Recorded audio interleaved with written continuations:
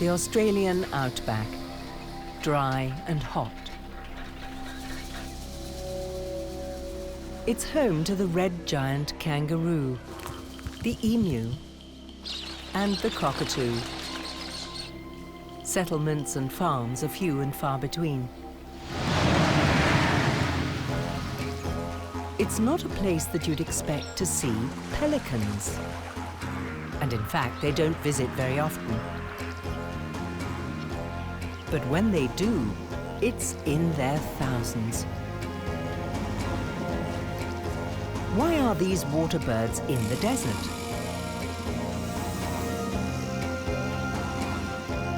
What draws them to the country's interior?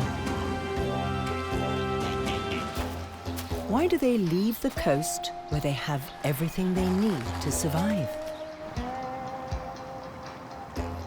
The astonishing journeys of the Australian pelican continue to mystify scientists to this day.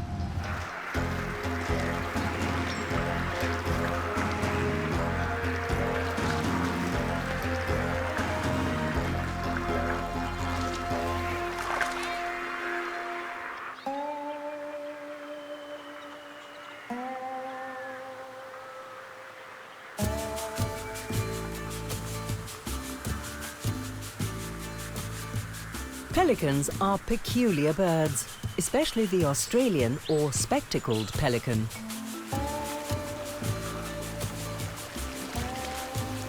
But it's not the yellow rings around their eyes that are their most conspicuous feature. It's their oversized beak.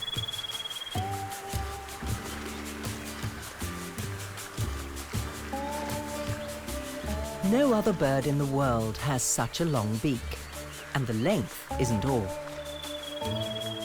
Even more unusual is its enormous bill pouch. It's highly elastic and has a gigantic capacity, up to 13 liters. This enables pelicans to fish in a very special way.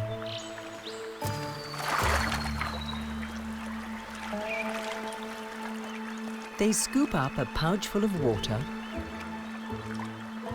and let it flow out slowly on either side. Then just get rid of the plant bits and keep the fish.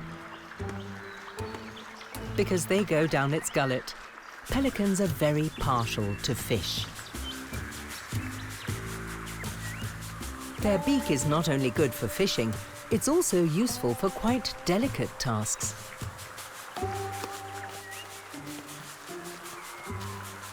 Such as cleaning and adjusting even individual feathers.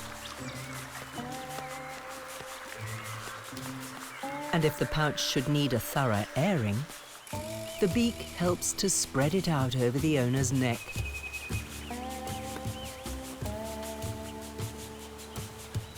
All in all, the unwieldy-looking beak is actually rather practical. Another somewhat odd feature is that the pelican's legs are short and set quite far back on its body. With its webbed feet, this makes for good propulsion in the water.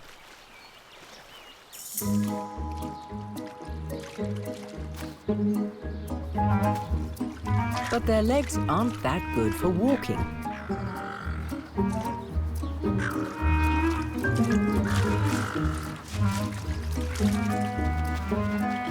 On foot, the pelican looks rather clumsy, which is quite endearing, and provides these birds with a rewarding source of food.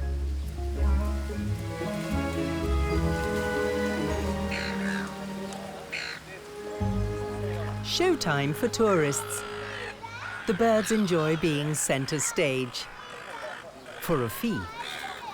A lot more than fishing for compliments, and a win-win situation.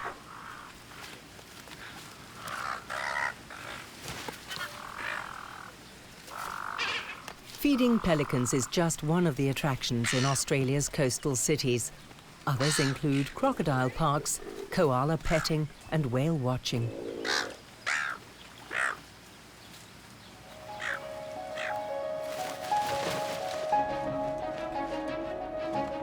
There are many similar tourist hotspots throughout the densely populated East Coast region of Australia.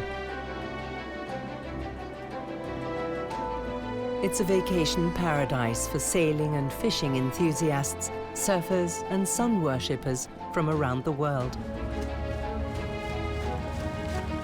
And a land of plenty for pelicans, mainly adult birds, because many hatched and grew up a long way from here.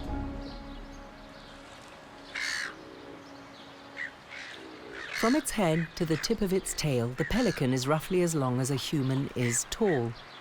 And for a bird, it's heavy, weighing up to 10 kilograms. Despite that, the pelican is so buoyant it bobs on the water like a cork. And it can even fly, something of a miracle with all that weight.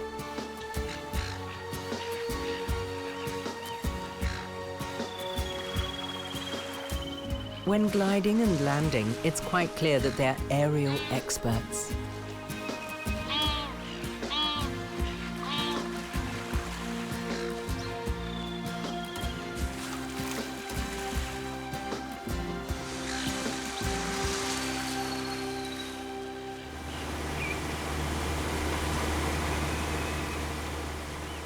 It's only the takeoff that's rather awkward for the pelican.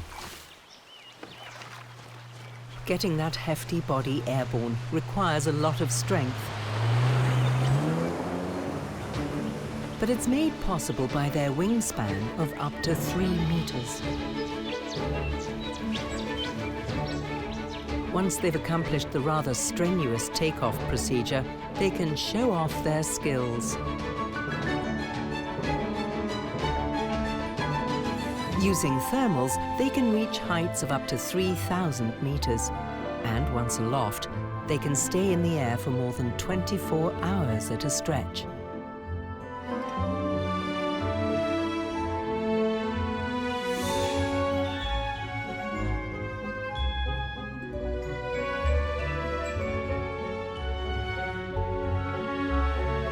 This high-flying ability plays an important role in their lives.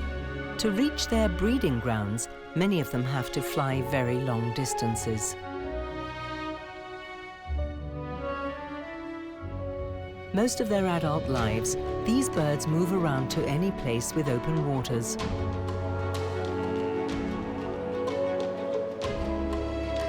River estuaries with flat sand banks, such as here on the Australian east coast, are ideal.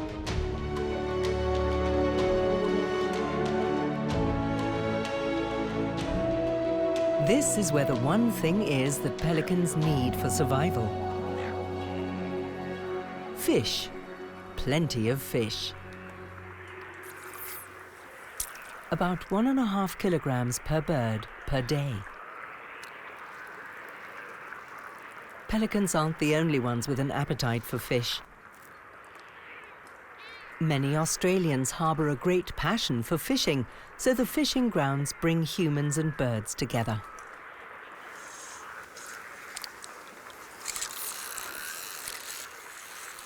For pelicans, the following applies. Why go hunting yourself when hanging about can produce the same result?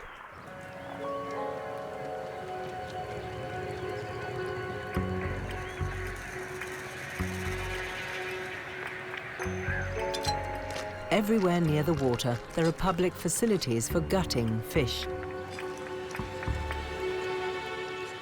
The pelicans know this.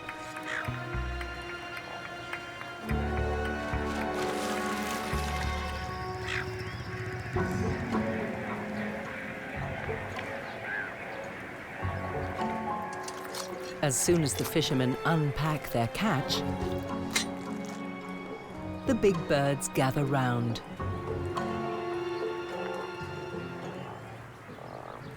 When fish are gutted and prepared for human consumption, there's quite a lot left over.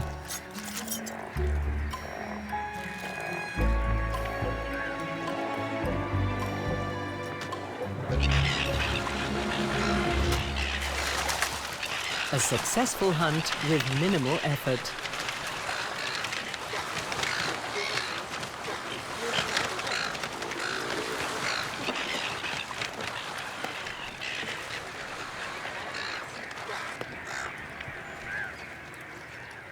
the advantage for everyone, hardly anything goes to waste.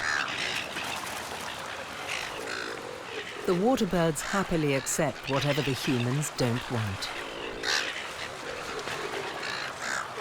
Free meals for pelicans, seagulls, and other fish eaters.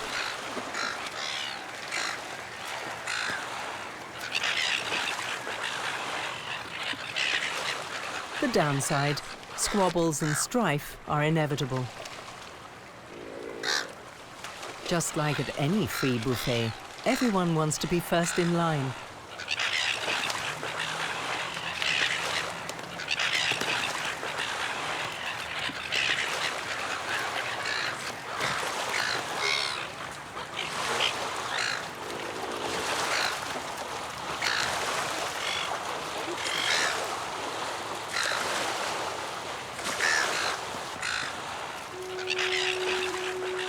But once the restaurant is closed, the fuss dies down, and they all quietly go back to their own lives.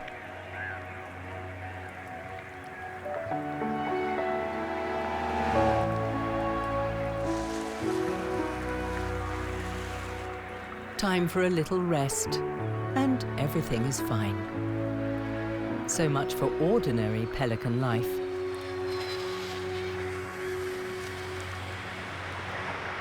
However, every 5, 10, or 20 years, something unusual happens.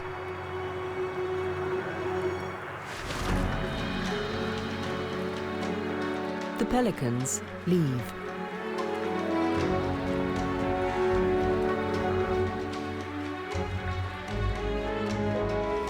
Within a few days, most of them disappear from this land of plenty.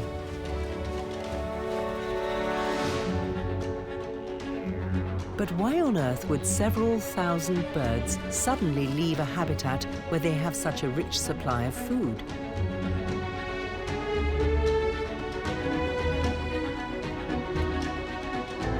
They gather in flocks in the skies.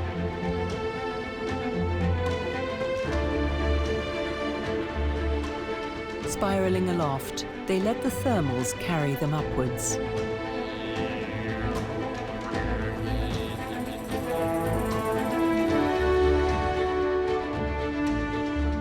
Once they reach their ideal flying altitude, they move off in energy-saving formations. Now, it's all about long distance. From all around Australia, the pelicans set off on a journey of thousands of kilometers into the country's interior. But what draws them back there time and again, and at such irregular intervals? How do they know when to go? And where do they stay? The flocks from the east coast first fly over the Great Dividing Range, a mountain range separating the coastal wetlands from the dry interior. Precipitation seldom reaches the other side of this watershed. Behind the Great Divide, the Outback begins. Endless space, dead straight roads.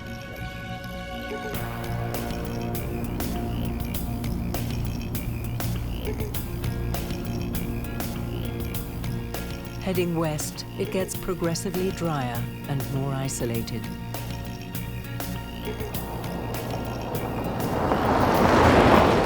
Very few people live here. Settlements or farms are scattered far apart.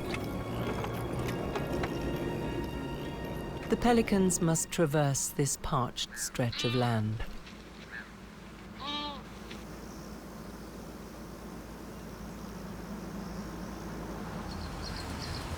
Small towns are located at major road intersections, often hundreds of kilometers away from each other. The outposts of former settlers and pioneers.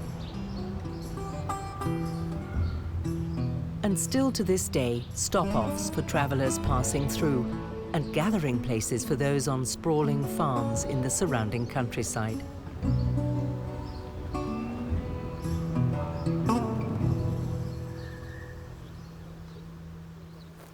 Not all settlers stay. Life is hard in the Outback. Pelicans only rarely pass over here. They follow their own inexplicable routes. This is the heartland of Australian myth and legend, and it seems almost as if the dream paths of Aboriginal Australians are signposts for the pelicans.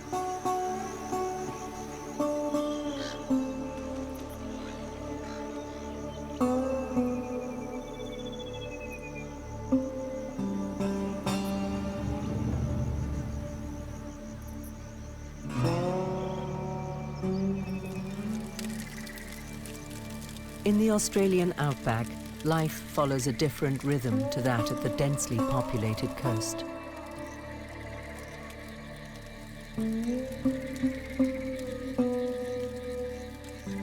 In many places, the dream time is still evident.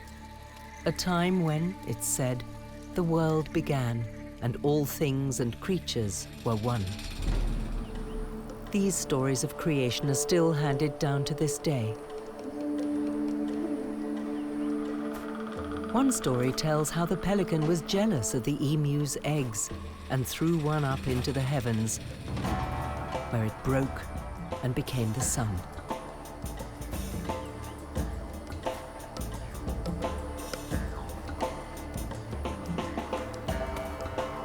Others tell about how the kangaroo was created and how it got its tail. In the world of the Aboriginals, each creature has its own legend.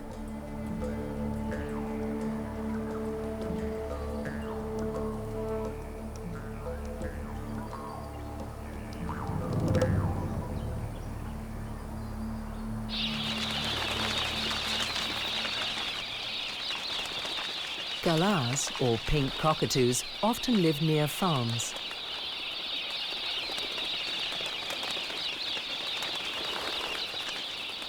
Because here they have food and water.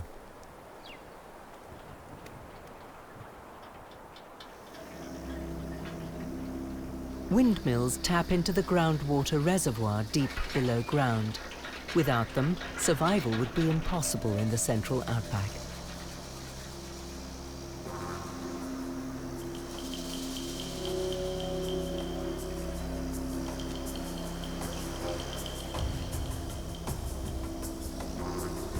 Dried-out riverbeds crisscross the landscape. Many have small or sometimes even large waterholes, oases of life. But not for pelicans. Eucalyptus trees are hardy and have deep roots. They can survive even long periods of drought.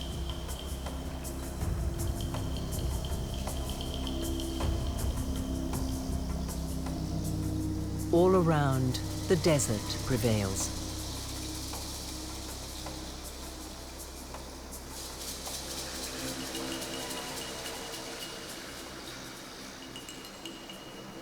But it's not always like that.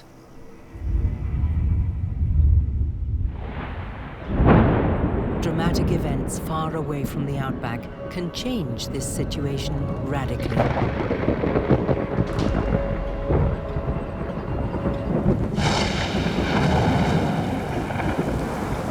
Australia is impacted by monsoons that bring storms and rain to the coast every year, and occasionally also cyclones.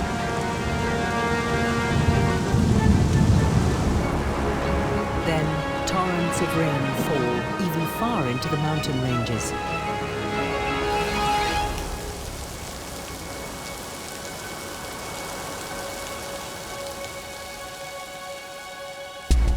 With often catastrophic effects for coastal regions.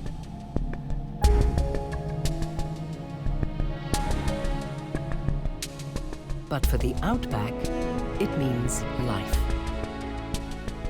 When rainfall penetrates deep into the mountains of the Great Dividing Range, the water flows into the central desert basin. In some years, there's so much water that the dry riverbeds and lakes fill up. Rivulets swell, flow together, and become rivers.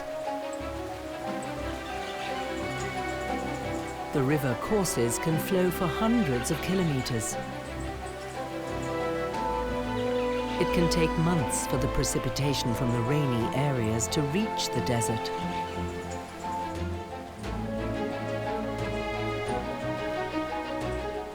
And plenty of water must continue to flow from the mountains for enough of it to reach the low-lying desert areas and fill them.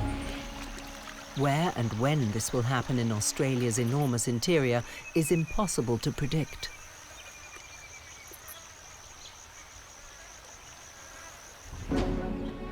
So how do the pelicans know when they have to leave and where to go? It's an unsolved mystery.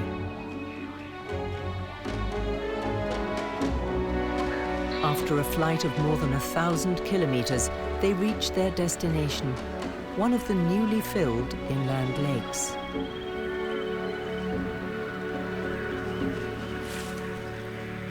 Countless pelicans gather here to breed.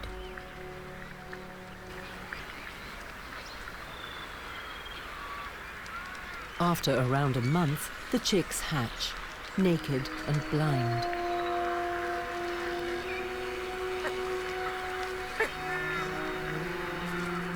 But that only lasts for a few days. Then their downy feathers quickly begin to grow. Predators cannot easily access the islands and beaches of these desert lakes, and the pelicans' sheer numbers provide added protection. Although hot, the weather is stable. There's no threat of storms and heavy rainfall. All good reasons to gather here to breed.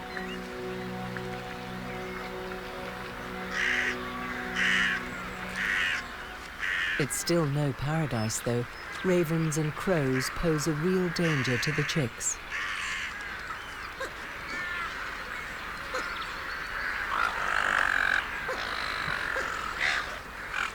And there's nothing to eat, as much of the water evaporates quickly in the heat, and the water in most of the lakes is too salty for fish.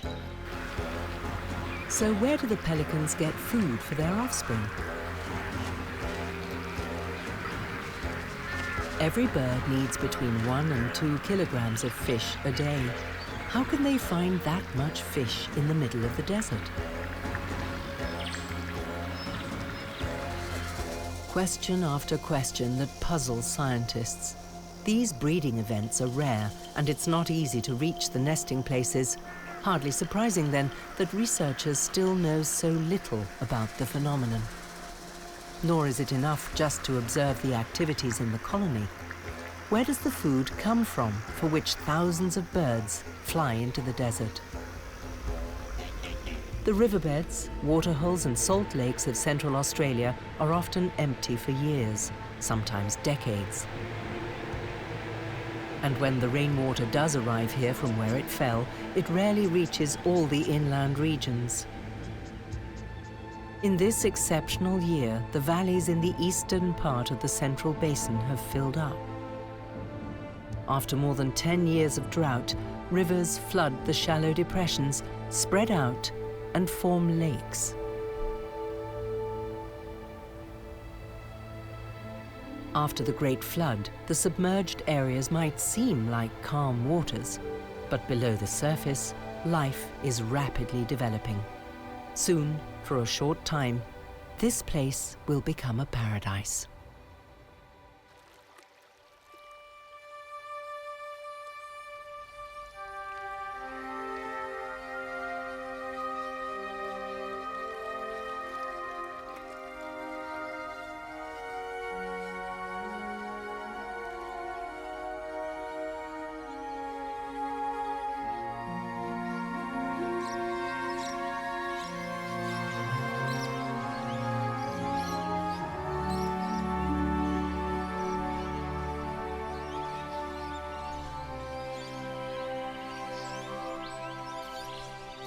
Weeks have passed since the water flooded in. This high tide has brought with it a huge quantity of insects, small animals and plant matter. Plenty of food for fish and other creatures that have survived the drought years in the waterholes.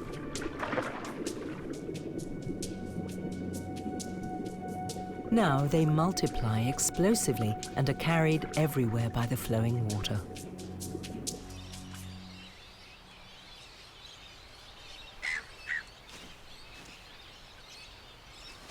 This is what provides the birds with an abundant source of food.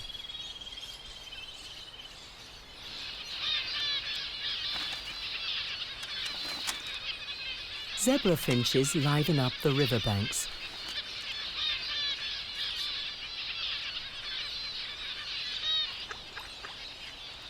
Ducks can eat their fill.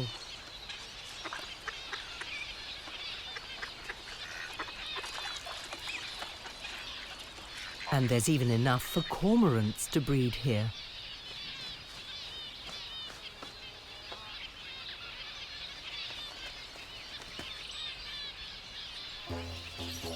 Early morning, and the first pelicans have already begun to arrive, although this stretch of water is over 50 kilometers from their breeding sites.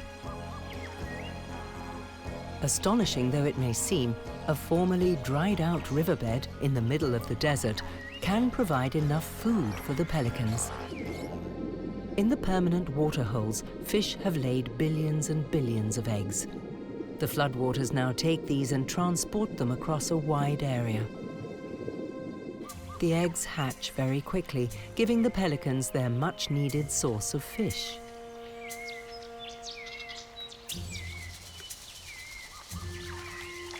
Although pelicans prefer to forage in groups, they're quite happy hunting alone.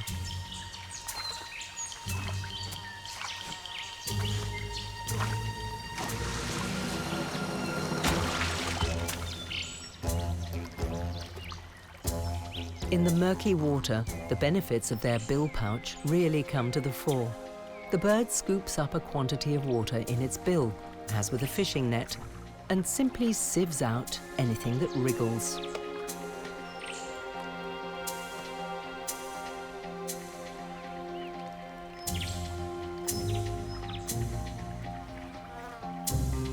The catch is mostly small, but plentiful.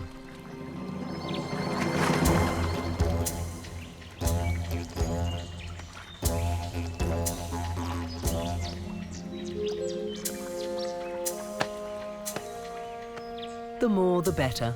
It's the repetitions that count.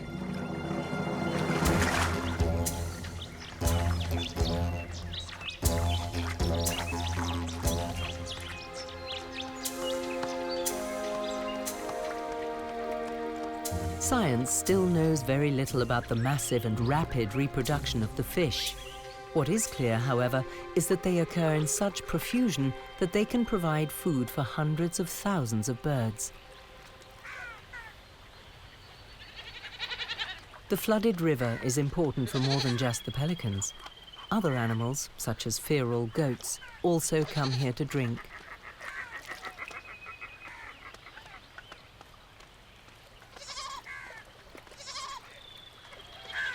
Spoonbills have no trouble feeding their young now. Little fish, mollusks, and aquatic insects abound across the floodplains.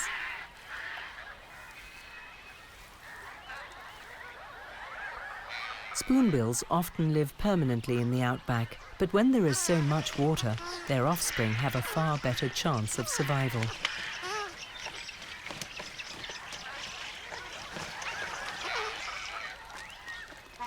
The cormorants are also breeding now. Both parent birds feed the young and go fishing in the river.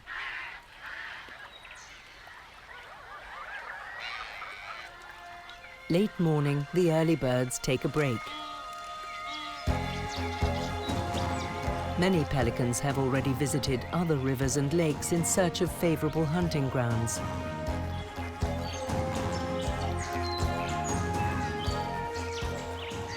Now they've arrived here to try their luck.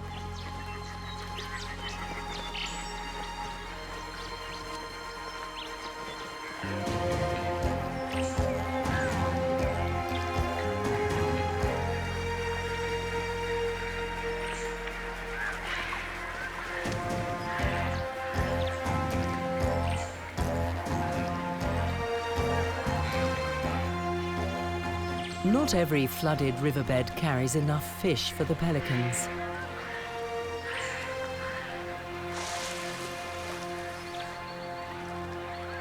It depends on whether the floodwaters also reached the waterholes, because that's where the fish, crustaceans and other aquatic creatures emerge from, multiply and spread.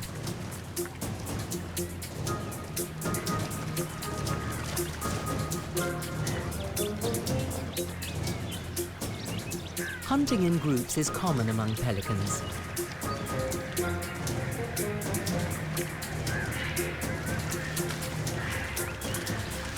With outspread wings, they create a formation intended to herd the fish together. This seems to be quite successful.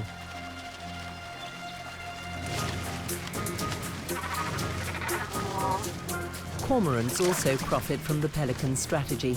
At any rate, there's enough food for everyone. At least as long as the riverbeds still have flowing water.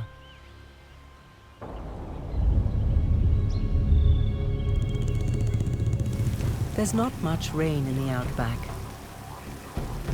But when it does fall, it's always welcome.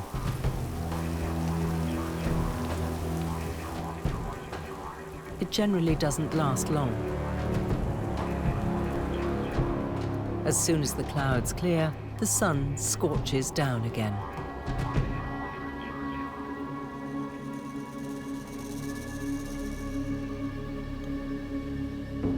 The precipitation is usually only enough to create a couple of small ponds. No comparison with the floods from the mountains, and definitely not enough to sustain waterfowl such as pelicans. The parched earth absorbs the rainwater very quickly, and desert conditions return in just a few hours.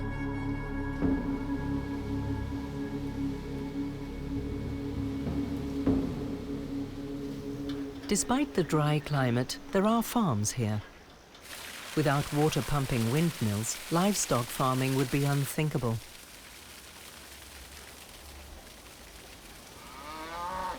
The fact that cattle can live off the sparse vegetation is thanks to the gigantic groundwater reservoir that lies deep beneath the desert floor. This not only ensures the water supply for the extensive farms, it also supports local wildlife. Emus forage for food near settlements and roads. They have long become used to traffic, yet still occasionally fall victim to the infamous road trains. Trucks that transport all manner of goods across the centre of Australia.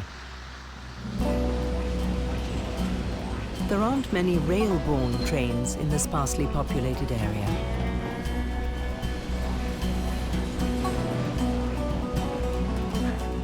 The Westlander is one of the few still running. It connects the east coast with the most important towns in the country's interior. Historical buildings hark back to the optimistic, pioneering spirit of the late 19th century. The bigger towns have between 1,000 and 3,000 inhabitants. They are important hubs in the vast expanse of the Outback, oases for farmers from the surrounding farms and those just passing through.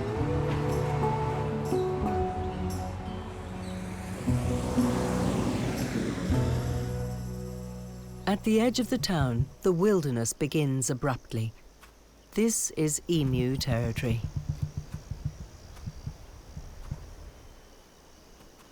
Emus are flightless birds, but tireless walkers, often covering huge distances in search of food.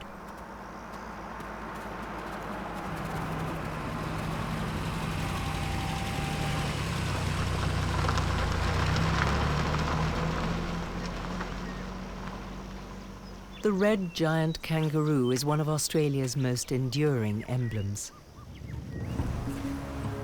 Its home is the dry grasslands.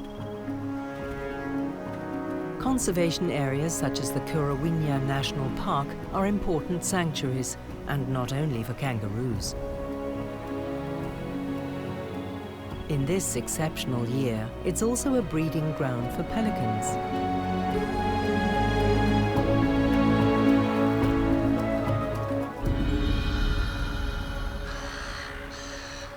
the adult birds are away fishing, the little ones huddle together in nursery groups.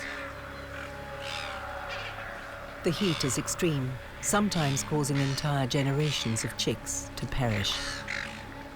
Only if the water remains in the desert for 4 to 5 months will the pelicans be able to raise their young.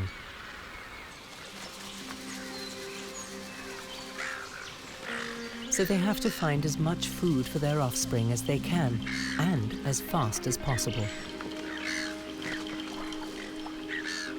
The rivers within reach still contain enough water and are full of fish.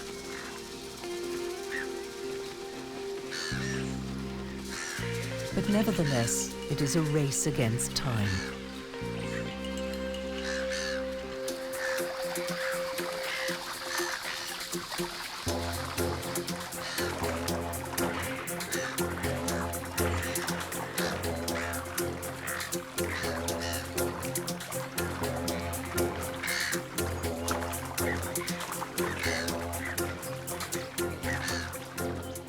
When their crops are full, they start on their long homeward journey.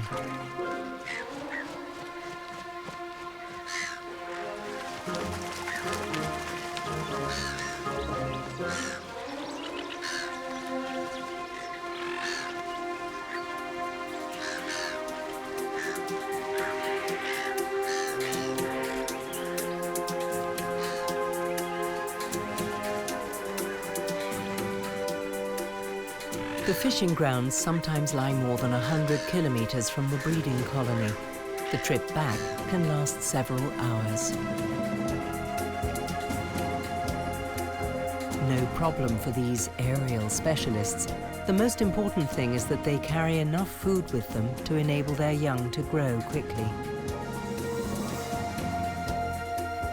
It takes at least 3 months for the chicks to be able to use their wings properly. And then they still have to learn how to fly.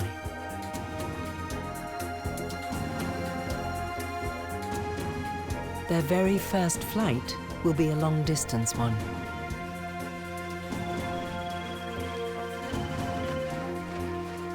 There is still enough water, and the salt lake has not yet dried up to a salt crust.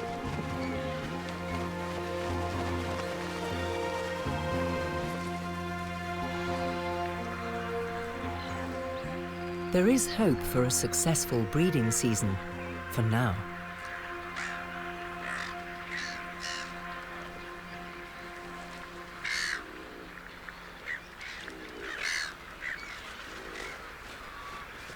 Back in the colony, the main thing is to get the little ones full of food.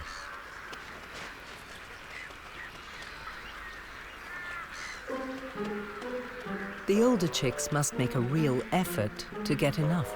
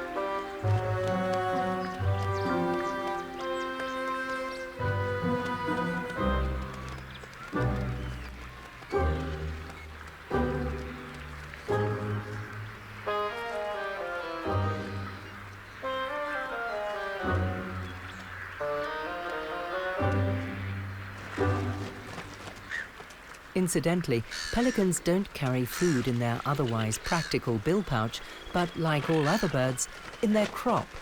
The young birds have to retrieve it from there.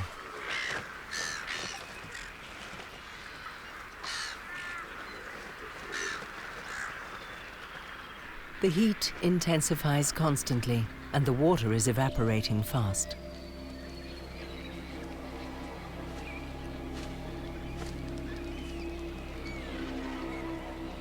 The lake is gradually drying out. The desert is returning.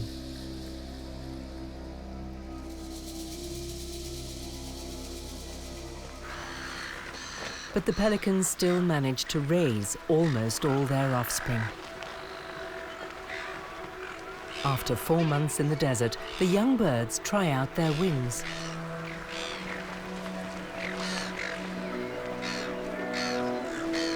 The great departure approaches as their food is running out.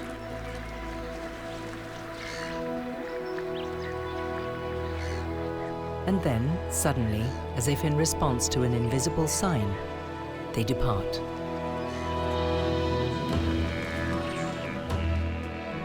Most will return to where they came from.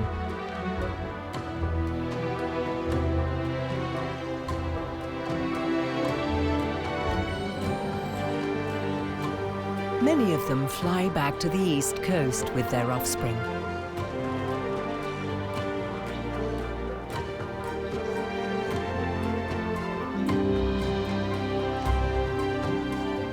There they spread out over a wide area to lakes and rivers, places also preferred by humans.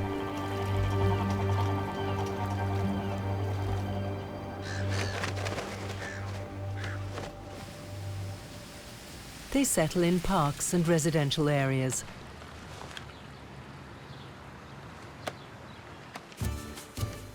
Precisely when they will disappear again, no one knows. Pelicans have a lifespan of over 20 years, enough time to wait for the next great flood in the outback.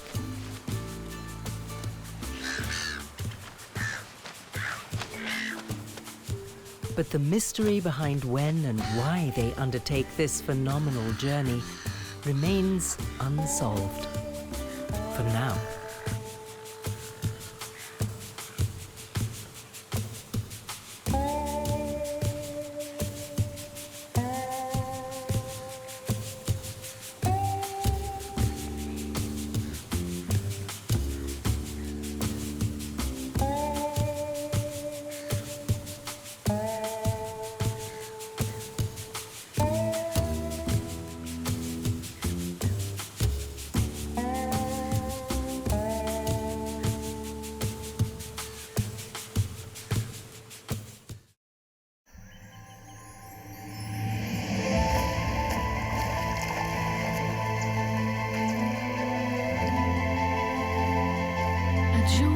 Conservation sparkles in the heart of Europe. A wild island in the middle of a man-made landscape.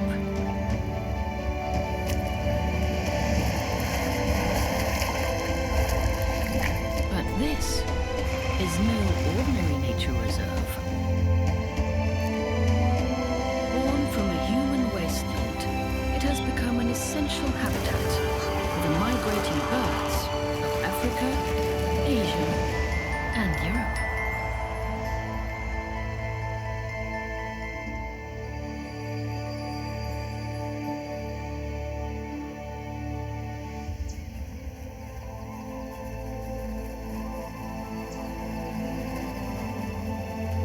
There is a mysterious water world in northwest Germany.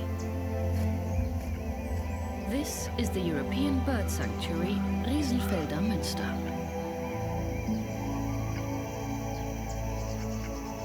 The vast wetland is home to countless endangered species and is now recognized internationally for its remarkable diversity of bird life. Well hidden in the thick reeds, 3 hungry Eurasian marsh harriers anxiously await their parents. Their nest, a fortress against predators. Eurasian marsh harriers rarely breed successfully in this region. But this pair has. The male's recent hunt has been successful as well. He expertly delivers his catch to his mate. They are an extraordinary team. At first, only the male hunts, while the female feeds the young. But soon, the 3 chicks will be so big and so hungry that both parents will need to go hunting. It's mild now, but when the air turns colder, the harriers will depart for southern Europe or Africa.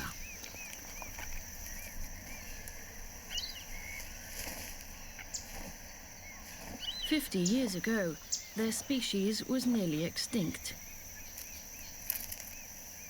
Now, this couple is thriving in a most unexpected place.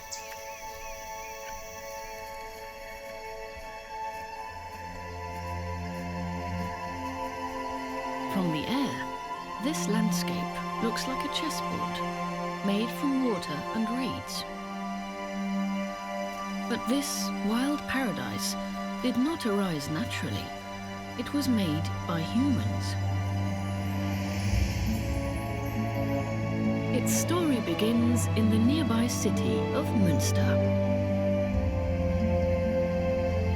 By the 19th century, 60,000 people made this city home.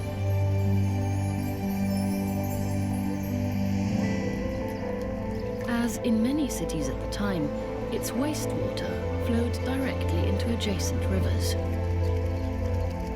spreading a foul stench and disease. To relieve the rivers, just over a century ago, the city began rerouting its sewage through a series of pipelines.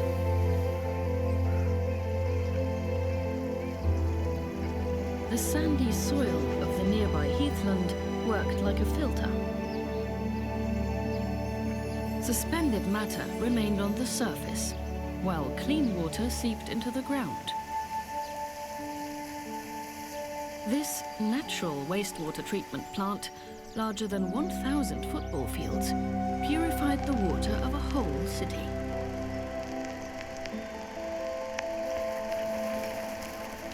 And along the way, something magical and unexpected happened. A new wetland grew out of the landscape, attracting waterfowl from all over the world. Rare waders found refuge here at a time when other wetlands across Europe were being lost to agriculture and urban development. Biologists began to catalogue the reclaimed area's new bird life. At the time, the young scientists did not realize how important their efforts would become.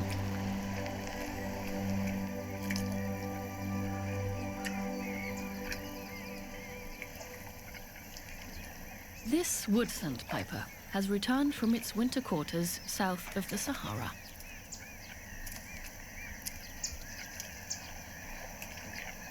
Like many other water birds, he comes to Münster's Rieselfelder to fortify himself, before continuing on to the breeding areas in Scandinavia or Russia. Common snipes and rare curlew sandpipers also make stopovers along their exhausting journeys between Africa, southern Europe, and Siberia. But the feats of this handsome specimen go unsurpassed. Ruffs are the ultra-marathoners of the avian world. Ornithologists have even discovered an individual from these ponds in eastern Siberia, over 7,000 kilometers away. Without these inland wetlands, many migratory birds would struggle to complete their migrations. The fat reserves they build up here fuel their long flights.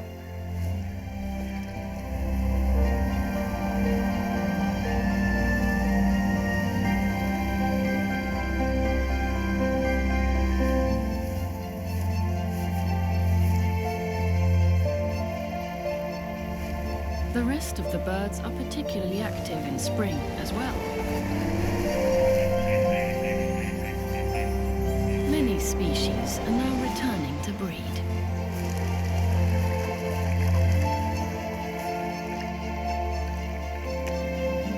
Wherever you look, courtship is in full swing.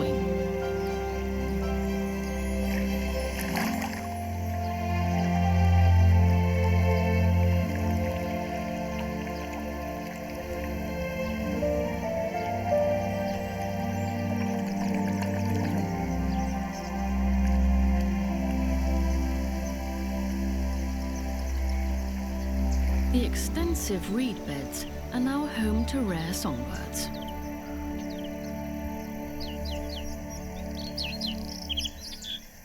For decades, the bluethroat was verging on extinction in Central Europe. Now, it is making a comeback. A male's song marks the territory for him and his mate.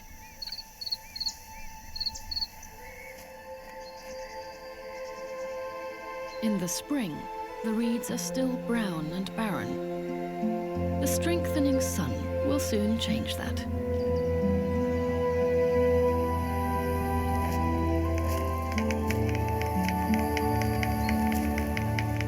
A pair of white storks is back from their wintering grounds in the Mediterranean.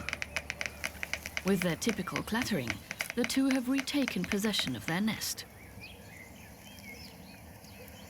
For the next few weeks, a farm on the edge of the nature reserve will be their home. No European bird builds nests as large as the white stork. Some can weigh up to 2 tons.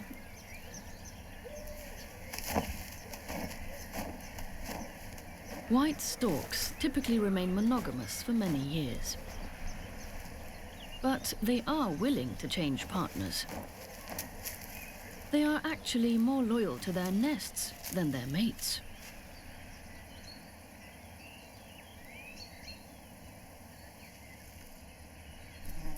The female will soon lay her eggs, which both will care for together for a month.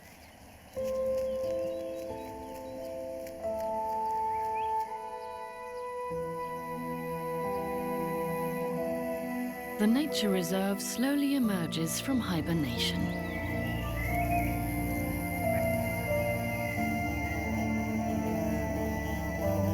Everywhere the warm sun kisses, nature awakens.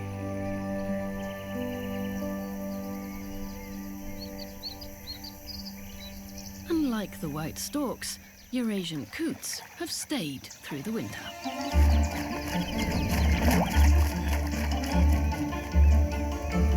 An exciting time is now beginning for them as well.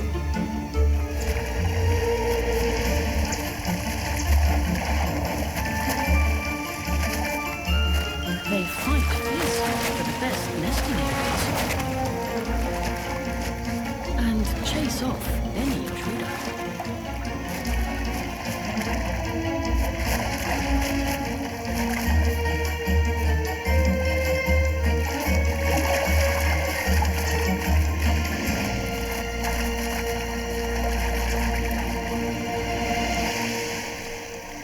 This grey-lag goose is a few sizes too big. He'll stick around.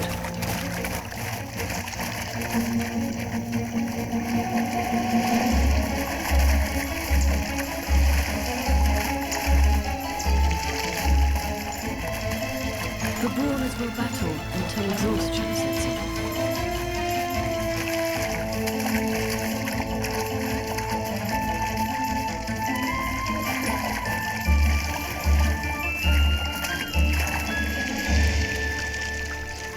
Today, like most days, the fighting doesn't end until darkness falls.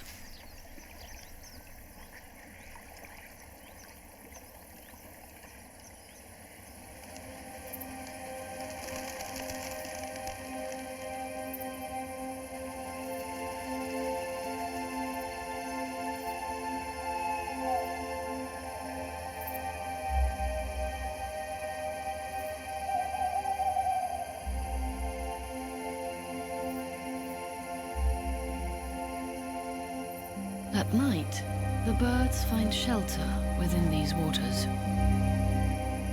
Safety is paramount.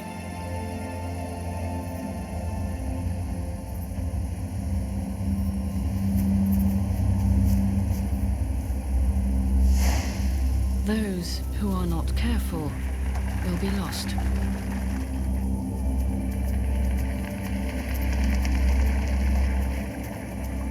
A vixen has nabbed a goose.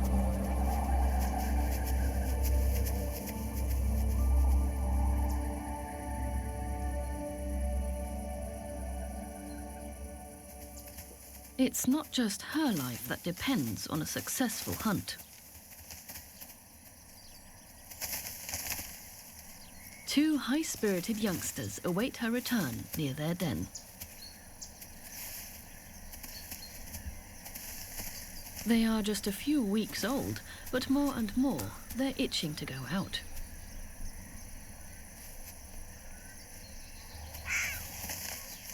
The reserve is a fertile hunting ground for the vixen. The shy predator is doing her part to keep nature in balance.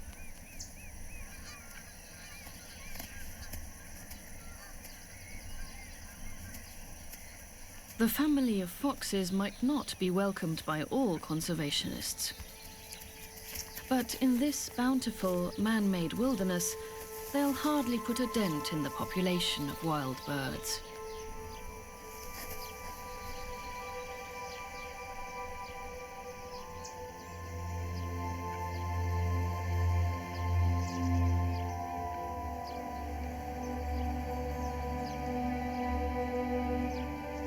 The wet meadows around the ponds are not just home to foxes.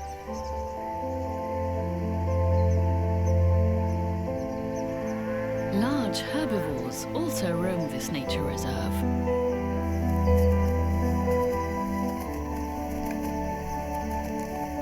Heck cattle thrive here because they are particularly tough and can survive the cold. Their calves are born outside, and the herd remains independent, except when they are fed in the wintertime. These are the relatives of long-extinct primeval cattle, and their constant grazing prevents the wet meadows from overgrowth.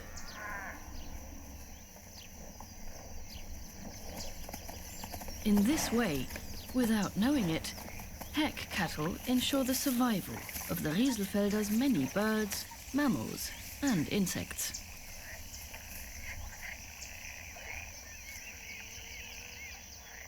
As the springtime sun warms the shallow waters, a curious spectacle gets underway.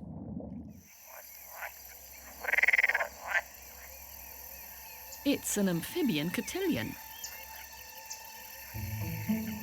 Common water frogs, marsh frogs, and pool frogs gather in the ponds. The males have just one thing in mind: finding the right partner.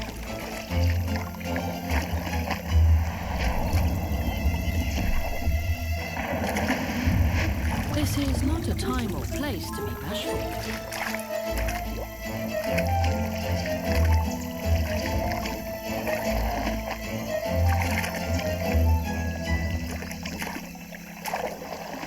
Nor is it a time to lose focus.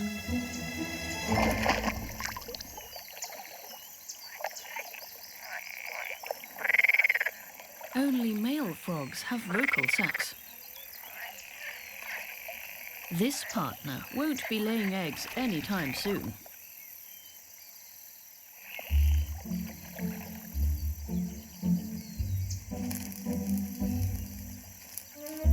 The dragonflies are also in a mating mood. There are almost 30 different species in this ecosystem. Their courtship is a bit less clumsy than the frogs. But they are taking a risk. The difference between happiness and certain death lurks below.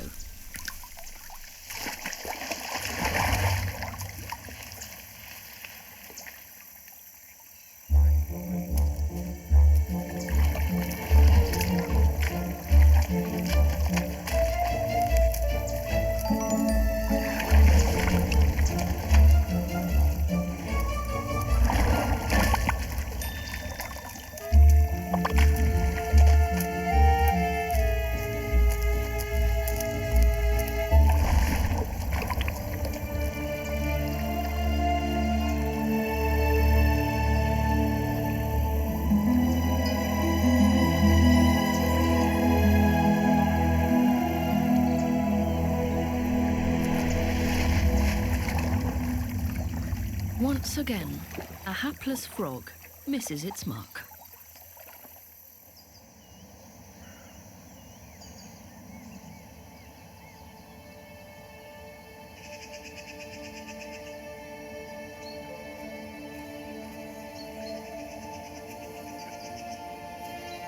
It's early in the morning, and the male stork is searching for food. The female waits for his return. And she is not alone.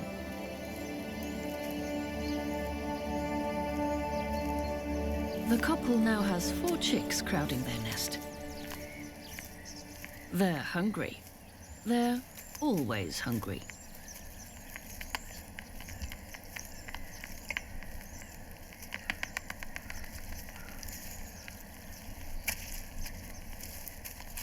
For years, bird enthusiasts tried to attract these proud birds, with nesting aids across the protected area. It was only at the beginning of this millennium that they accepted the invitation. Today, up to 5 pairs breed in Münster's Rieselfelder every year. Some of them even stay here year-round.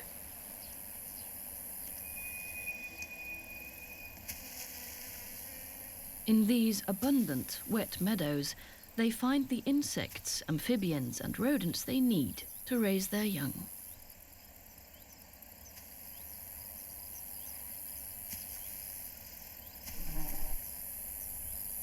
A look beyond the edge of the protected area reveals the importance of this reclaimed landscape. Little wildlife can survive on these fields and pastures.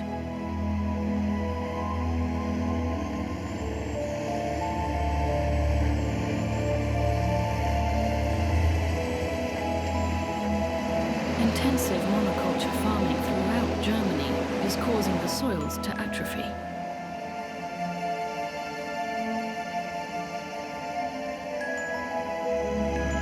Fertilizers spread across the ground fill the landscape with nitrogen. Rainwater then flushes this nitrogen into the groundwater. This imbalance poses a threat to the ecosystem and to many of the resident wild animals.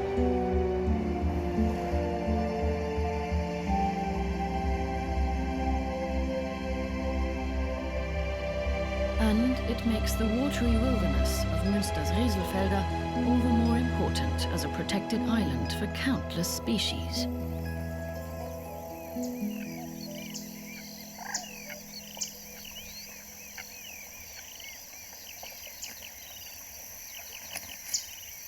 Hidden from view, a female Eurasian wheat warbler has artfully designed a nest for her family. She's laid 4 eggs that both parents incubate together. A family model that doesn't suit everyone. A female common cuckoo discovered the nursery long ago.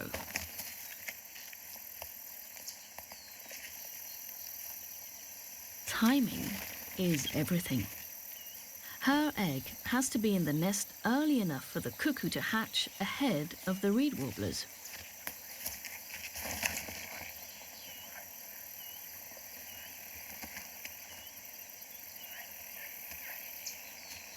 The reed warblers have no idea what comes next. She quickly examines the nest, but doesn't seem to notice anything. Because they are such doting parents, reed warblers are often chosen by cuckoos to raise their young. The trick worked again this time.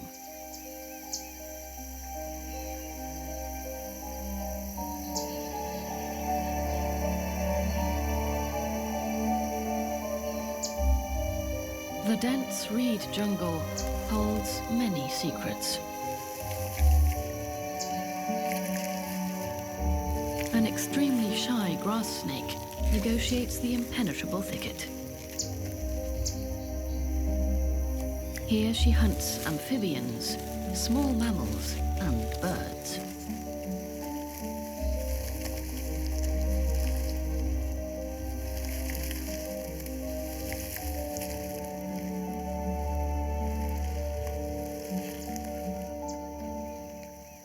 But it's all clear for the duck.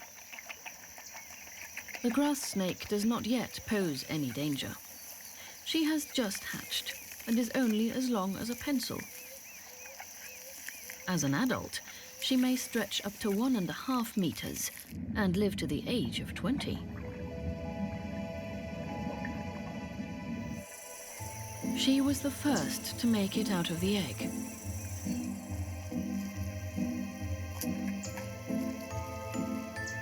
Some 30 siblings are still fighting their leathery shells.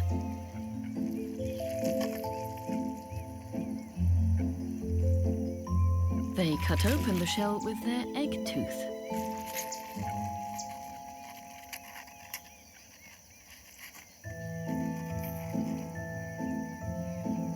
For the last 8 weeks, they've been warmed by the heat from the decomposing reeds beneath them.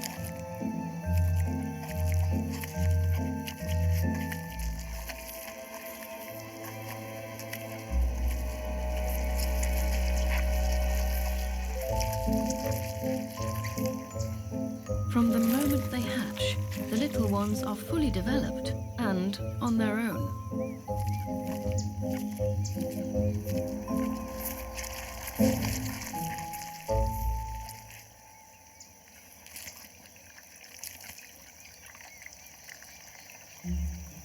In this wet environment, the snakes find food in abundance. When they grow bigger, frogs will be their favorite delicacy.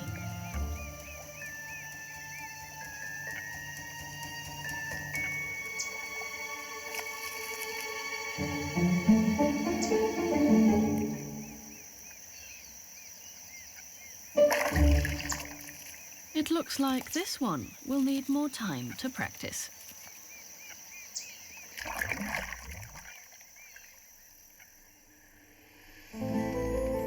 Frogs and grass snakes can survive here because untreated sewage no longer flows through these ponds.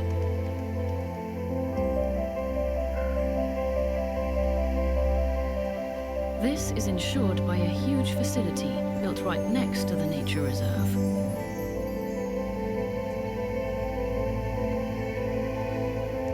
Münster's modern wastewater treatment plant went into operation in 1975. And when it did, the old wastewater system was retired.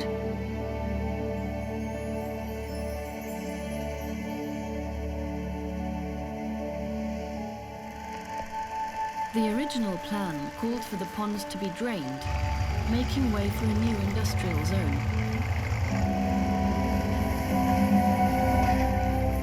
But there was fierce opposition to the plan. Biologists had witnessed the transformation of the landscape and argued for a bird sanctuary. And with high-level support, the environmentalists were able to save this pocket of reed wilderness. Instead of disappearing under concrete, Münster's Rieselfelder became an internationally recognized reserve for wading birds and waterfowl.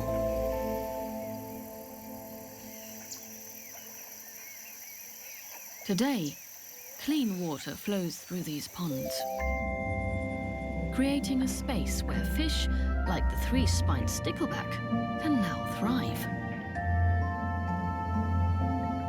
Once the water reaches a certain temperature, the male's belly turns red, and he begins to build a nest. He's trying to impress a female, but he is not the only one.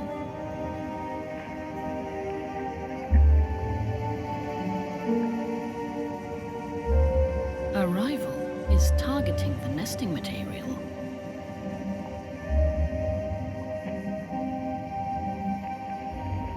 The two sticklebacks go head to head.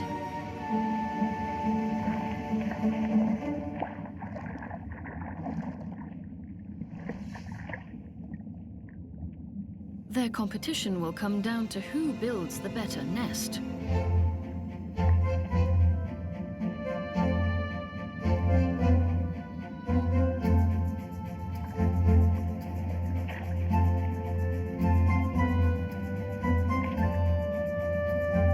Both males go all in.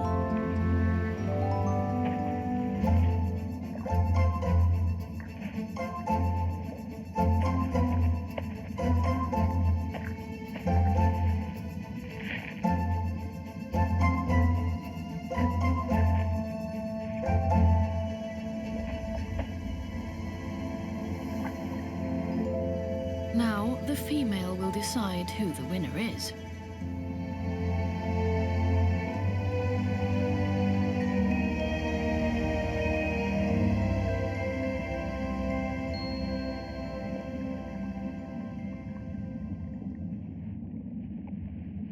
From her hiding place, she has watched the rivals at work. A few final repairs. She shows the male her belly, filled with spawn. She's closing in on a decision, but whom should she choose?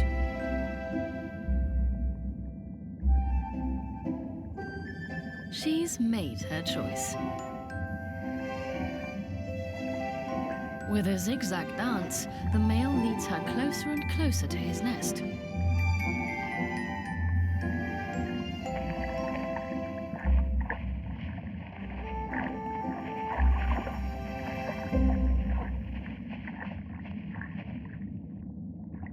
The male stimulates her to spawn, so he can fertilize her eggs.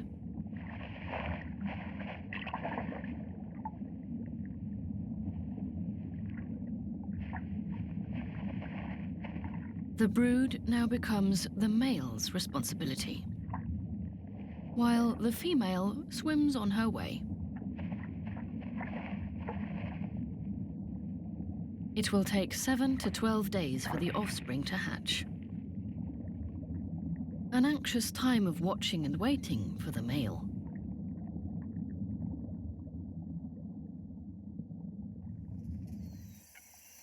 Above the surface as well, the younger generation has taken the center stage. The Eurasian coots, who had fought bitterly for their territory in the spring, are now raising 2 chicks.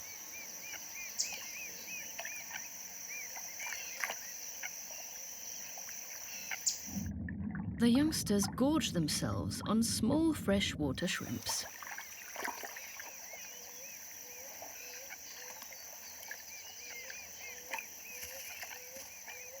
The little pond is their nursery, their kingdom, and their larder.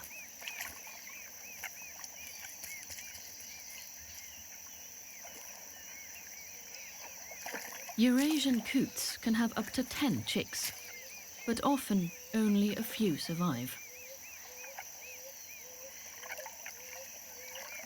These curious little ones are easy prey for rats, birds, and predatory fish. They won't learn to fly and become independent until they are 8 weeks old. But soon after that, like their parents, they'll become fighters, grappling for the pond's best nesting areas.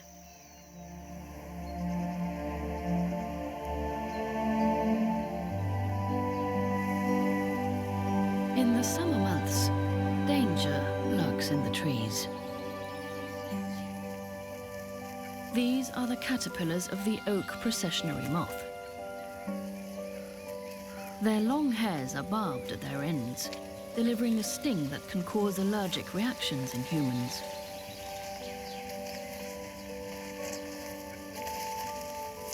These caterpillars multiply explosively, and when looking for food, can form processions of up to 10 meters long.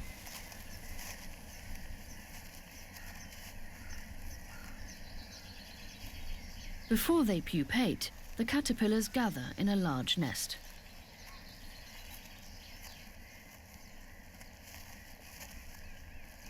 After a few weeks, they hatch as moths. Their irritating hairs are left behind and will remain attached to the tree bark for years to come.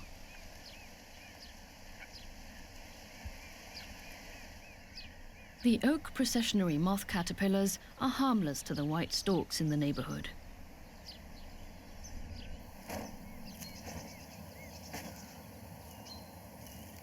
The young storks have begun training their wings for flight.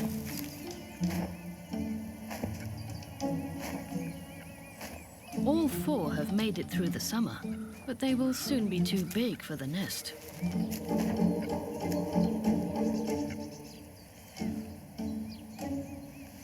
It's time to strike out on their own.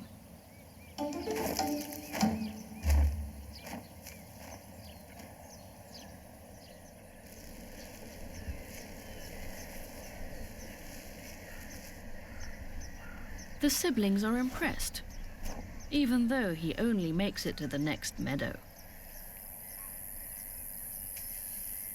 Before the air turns cold, the young storks will fly to southern Spain and northern Africa.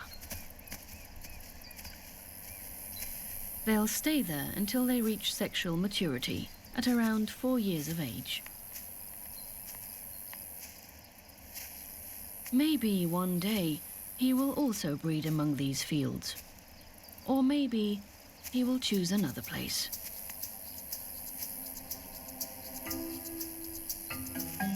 Until then, the young stork has a lot to learn.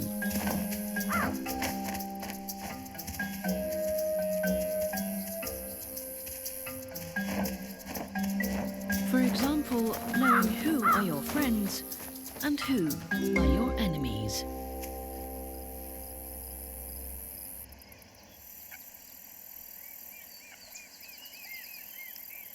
This clean, reclaimed area has seen the return of many local species. And even those whose original home is somewhere far away. Coypus, or nutrias, are natives of South America. They're typically found from Brazil to the top of Argentina. There they live in swamps that are very similar to these man-made wetlands. Nutrias were first brought to Europe to be bred on fur farms, but they soon found a niche in the wild. And now that temperatures are becoming increasingly mild due to climate change, more and more nutria are surviving Central Europe's winters.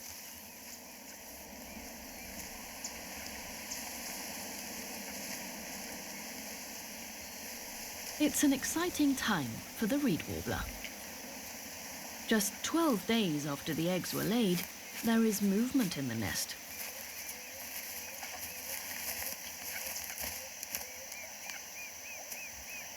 A chick has hatched. But what is it doing?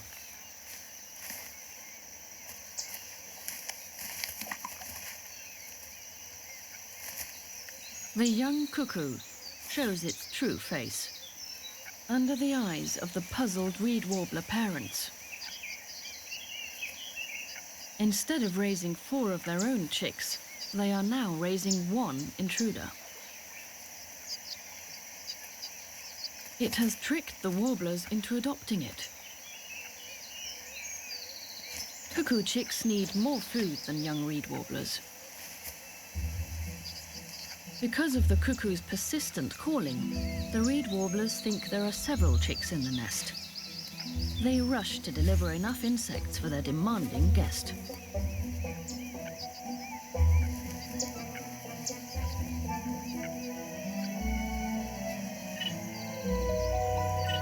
It's taxing work for the reed warblers, but they devotedly raise the chick as if it were their own.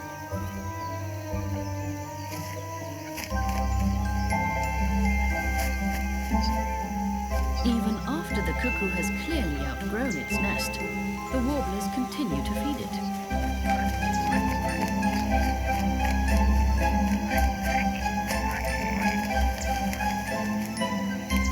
Once again, the cuckoo mother has been spared the heavy lifting of raising her young.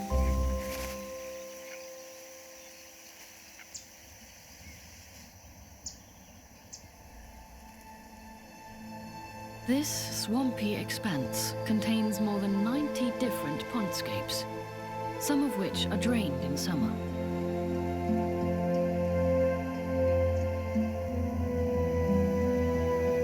Spread between them, extensive wet meadows shelter countless insects.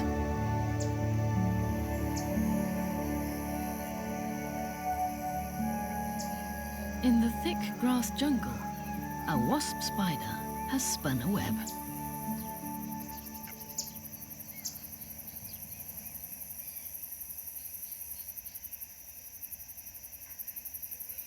She hopes to catch a grasshopper, but she has caught the attention of a male wasp spider instead. He measures just a sixth of the female's size. He tries to entice the female with his rhythmic drumming.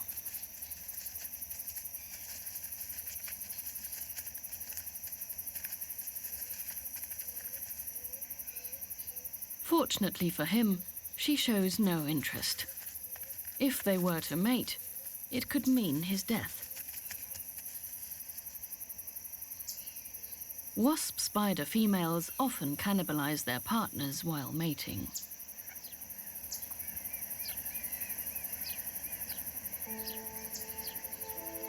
The species-rich grassland of the reserve does not flourish on its own.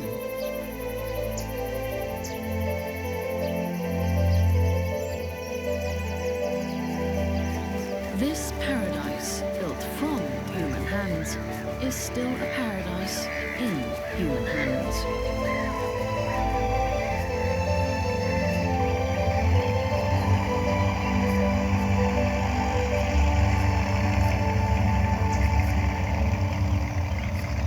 Each year, once the offspring of the ground-breeding birds have left their nests, the Rieselfelder's meadows are mowed. Strips of grass are left uncut, allowing insects and small animals to escape the mower.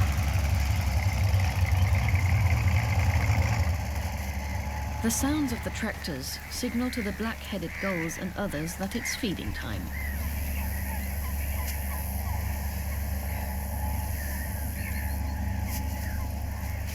The stork is hunting for startled insects in the freshly cut grass. The ground teems with grasshoppers and butterflies.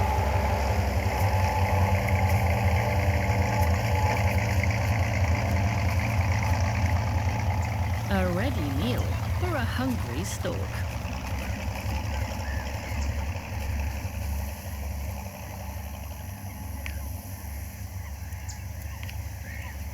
With his long beak, he searches the mown stalks.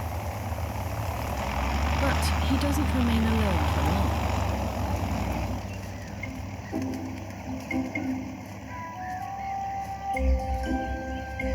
The noise of the tractor attracts his fellow birds from all over the protected area.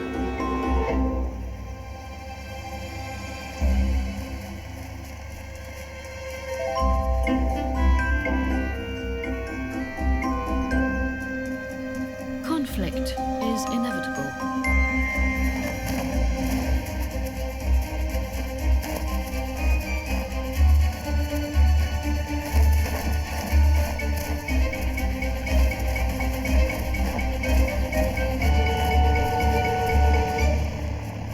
And while fortune favors a few,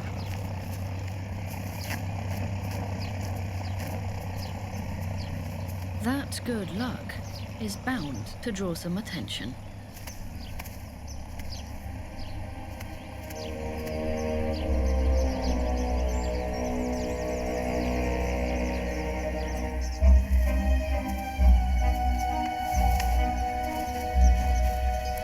It It is better to find a spot with some peace and quiet.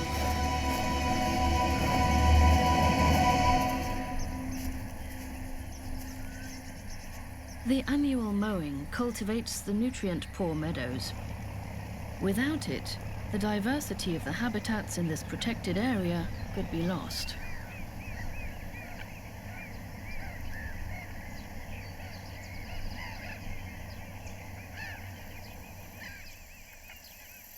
Peak summer has arrived.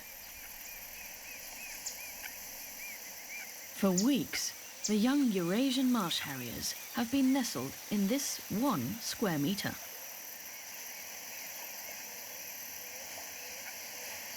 And they are finally ready to leave the nest. But what do they do with these big wings?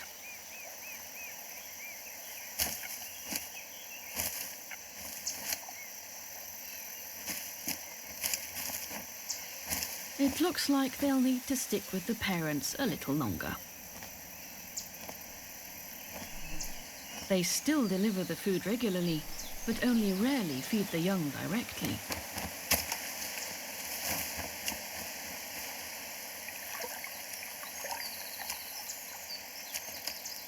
With such quick drop-offs, sometimes the delivery misses its mark.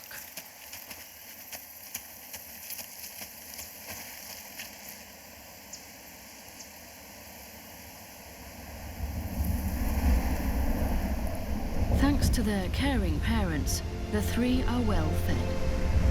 They are resilient, and their tight plumage protects them from the elements.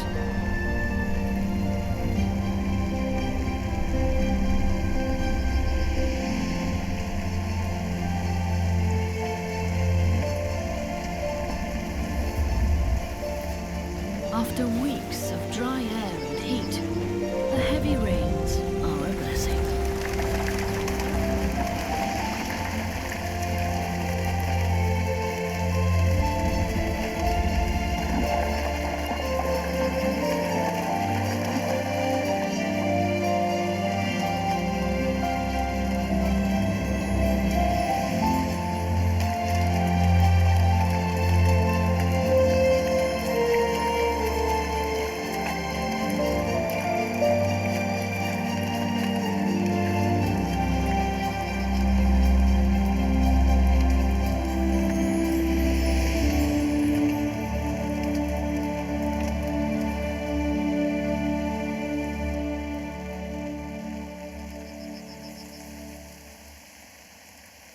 The cool shower has awakened the marsh harrier chick's thirst for adventure.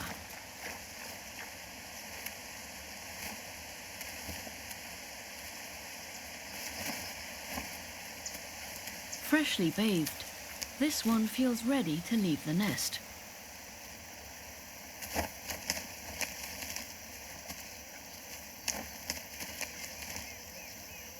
This one dares to as well. Only the youngest is not quite comfortable with leaving yet.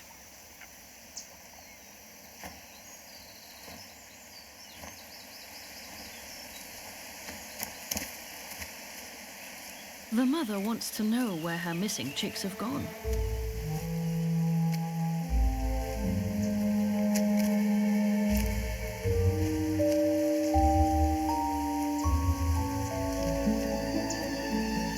She doesn't need to wait long for an answer. Leaving the entire meal to the youngest is not worth the adventure for the 2 runaways.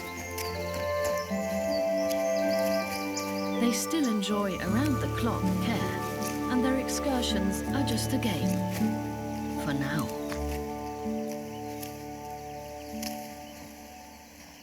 Before the cold snap begins, they'll need to be able to fly and search for food like their parents. Their first big trip to the south is imminent.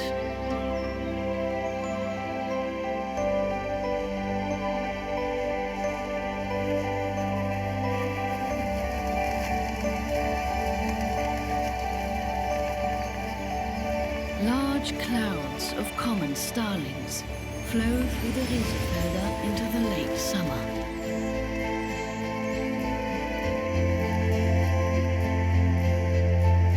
They gather to find a place to sleep together for the night. The swarm offers them protection.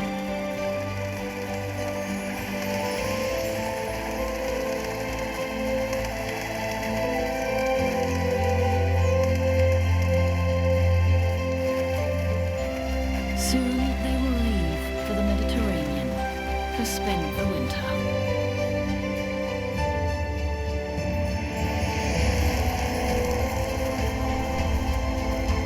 With autumn arriving in the reserve, change fills the air.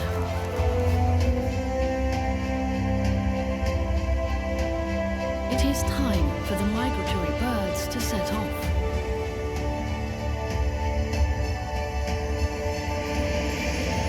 The hustle and bustle can be felt across the Riesenfelder. Soon, the landscape will calm again, only to reawaken with the warm springtime sun. Then the birds will return, guided by their inner compasses, to this young water wilderness just outside the city. The history of the Riesenfelder Münster shows us how nature can adapt. If we leave it alone, it can reconquer the landscape, creating an accidental natural paradise treasured by the migrating birds of Europe.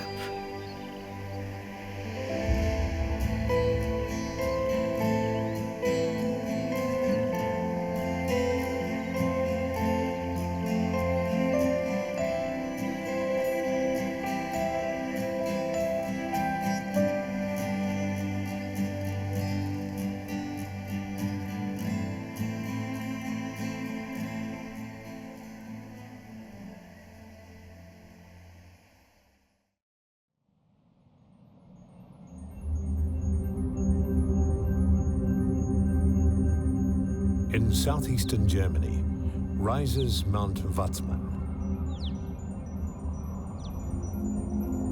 It and surrounding peaks are stone guardians of a remarkable wild region that holds tight to its secret nature.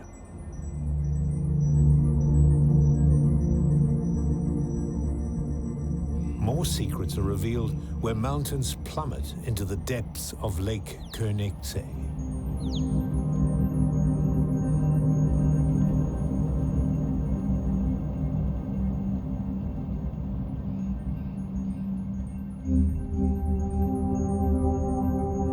Few visitors experience the picture book wonderland of Berchtesgaden National Park in winter. This is the time when nature sleeps.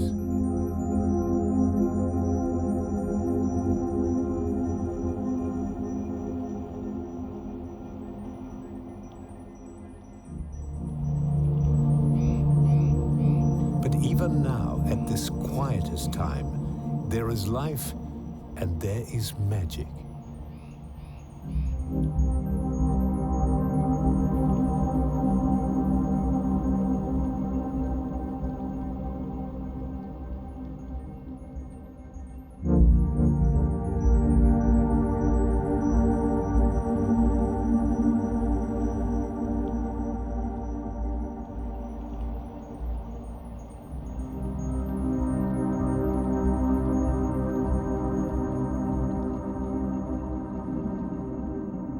The mountains are built of limestone and reveal a violent past. The rocks are comprised of fossils from an ancient seabed that was heaved skywards by battling tectonic plates. The deep cuts and gouges were made by the mighty glacier more than 1 kilometer thick that filled this valley.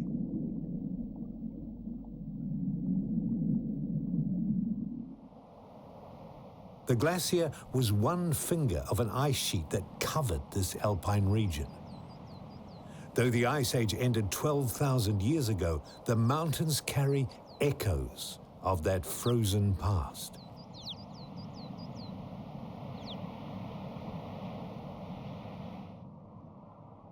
Winter is not lifeless, but the few animals seen at this time are shaped by extreme cold.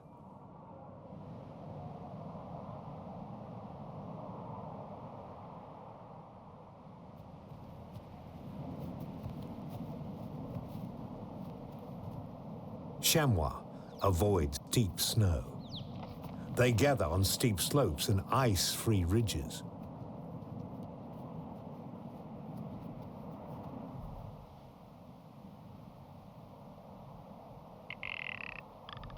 Crossbills do well. In conifer cones, they find plenty of ripe seeds to eat.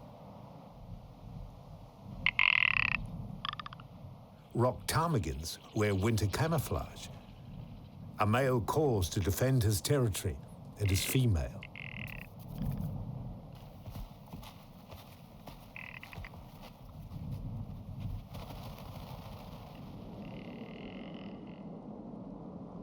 But some animals fall victim to the harsh winters.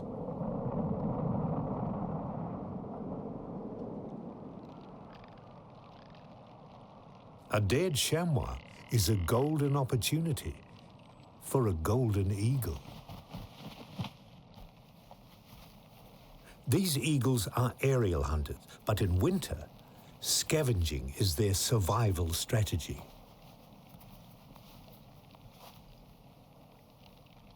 This one may not have eaten for a week, and now it will gorge itself.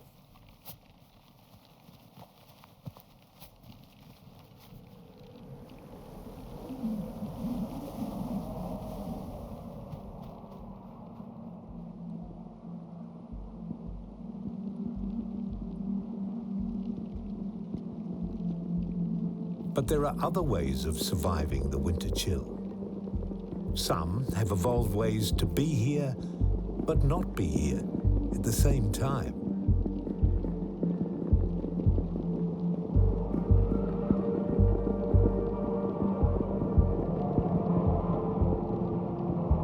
This burrow entrance has not been used for several weeks. Here's why. The owner is hibernating. A marmot may sleep for half a year, surviving on the fat it put down last summer. It will emerge in the spring when there are fresh plants to eat, but that seems a very long time away.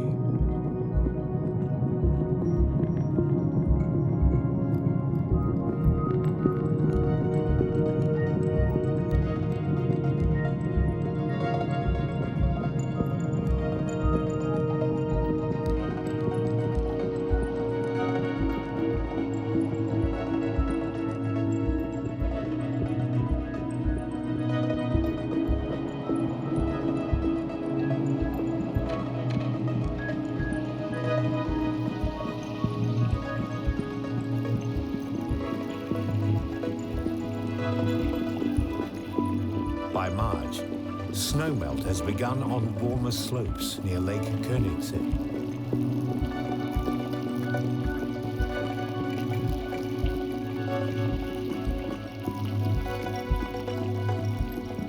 Early season flowers form their buds under snow cover. Now they emerge ready to be pollinated.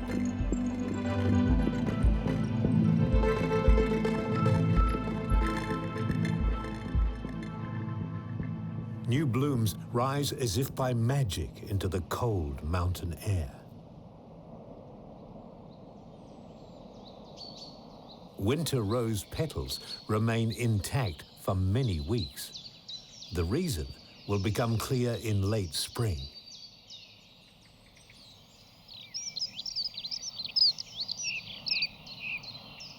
The sun's energy powers a green makeover on alpine meadows. For chamois, the hard times are thankfully over. At last, there's places to bask and plenty to eat.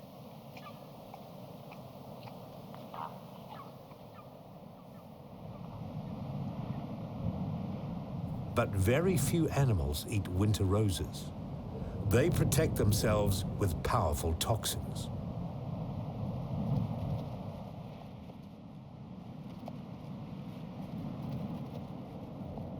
On higher slopes, food is still scarce, but that doesn't deter alpine ibex. Ibex are related to chamois. This is a male-only group. The older ones have the most impressive horns.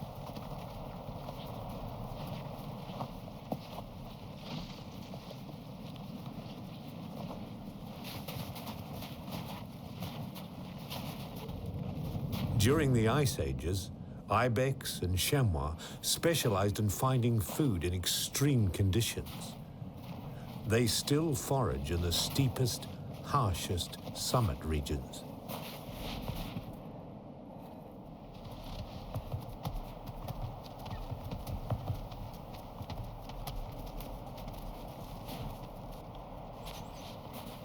In the Middle Ages, hunters wiped out ibex in this region. They were reintroduced last century, and now around 200 thrive in the Berchtesgaden Alps.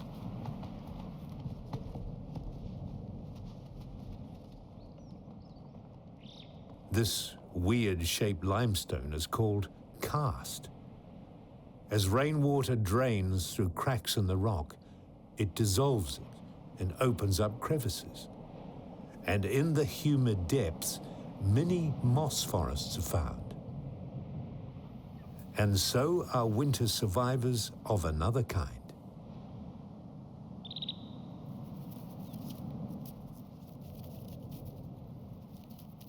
Harvestmen are related to spiders and mites. Down here, they avoid the damaging rays of the sun. Just as each ice age ended as the planet warmed, so this winter mini-ice age ends as spring sun warms the slopes of the Berchtesgaden National Park.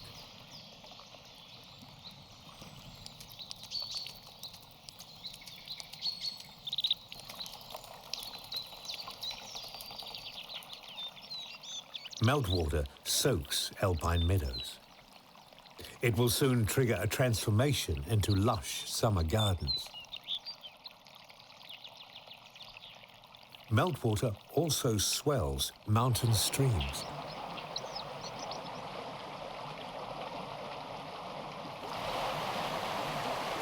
The white-throated dipper can now collect moss to line its nest and food to line its stomach and to feed its brood.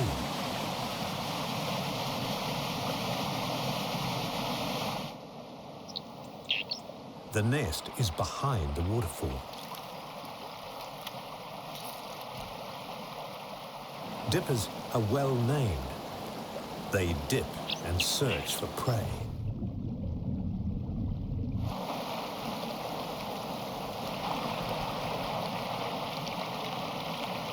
Mayfly and caddisfly larvae are top of the menu. The nest is well above the water and has likely been used by many generations of dippers. Dippers mate for life, and this pair are on chick feeding duty, a job that doesn't stop until nightfall.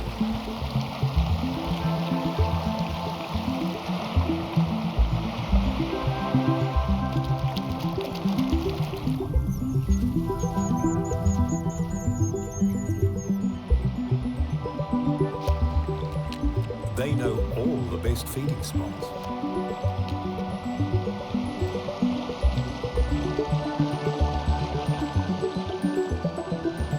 Dippers are true survivors, and winter is now behind them as little by little the seasons turn into spring.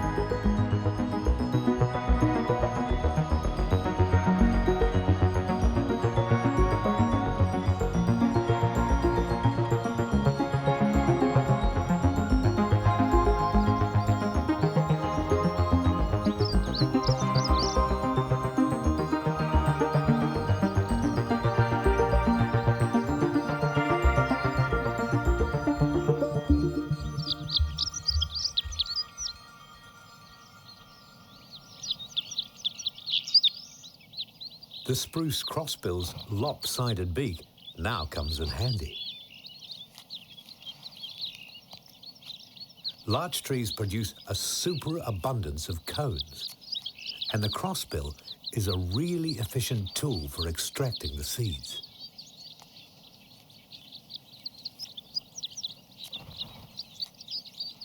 Even though they eat most of the seeds, there's plenty left over for new trees to grow.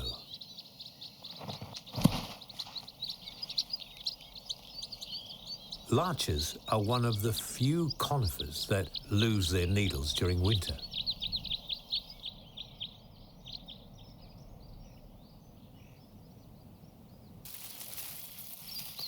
It's finally warm enough for forest ants to harvest sunlight. They do it by gathering as a dense mass on the sunny side of the anthill. As they warm up in the sun, they move into their anthill where they release their heat and then come outside again to recharge. They're literally solar heaters on 6 legs. It's also warm enough to bring visitors out onto Lake Königssee. Trumpet sound to display the amazing echo that bounces off the glacial carved cliffs. Higher up, the sound of the trumpets is drowned out by surging meltwater. This is the sound of the thaw in full swing.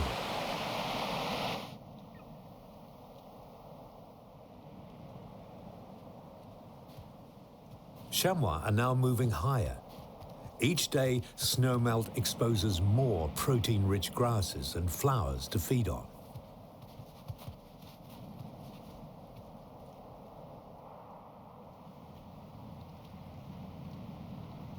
Common rock roses now start to bloom, as do stemless gentians.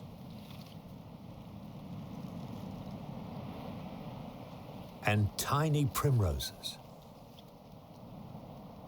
Mountain cowslips thrive at altitudes above 2,000 meters. They are a real delicacy for chamois. And as spring progresses, chamois climb higher and higher as the cowslips bloom later and later with increasing altitude.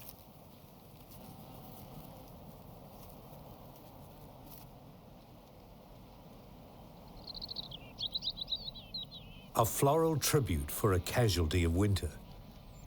Shrubby milkwort grows out of the remains of a chamois fawn that did not survive winter.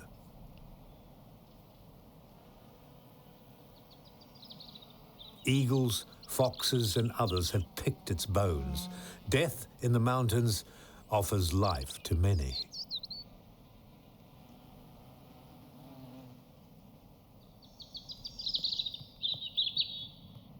Many chamois forms do not survive the first winter. Few will be fortunate enough to reach adulthood.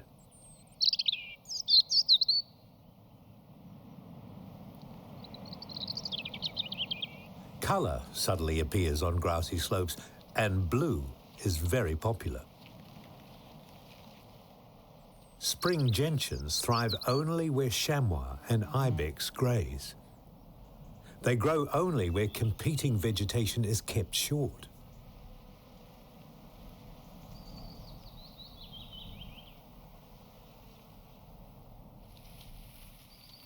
Something else is pushing its way out of the ground.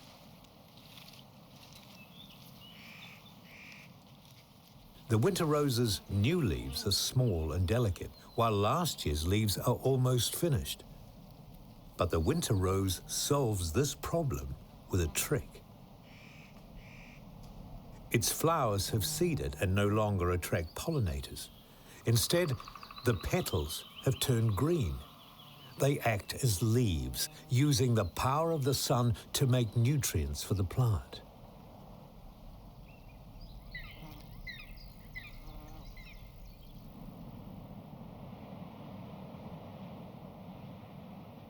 On forested slopes around Königssee, some creatures have lately emerged from their hiding places. En masse, they moved slowly down slope, to the lake's shallows.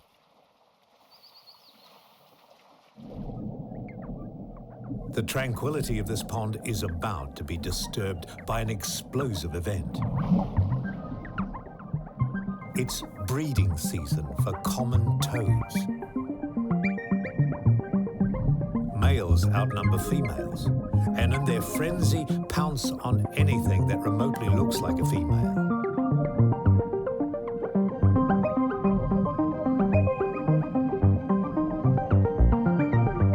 Toad females release spawn in meter-long, triple-stranded strings. Each pair of toads produces several such strings in a season. The male maintains his piggyback or amplexus position for several days, fertilizing each egg strand as the female produces it.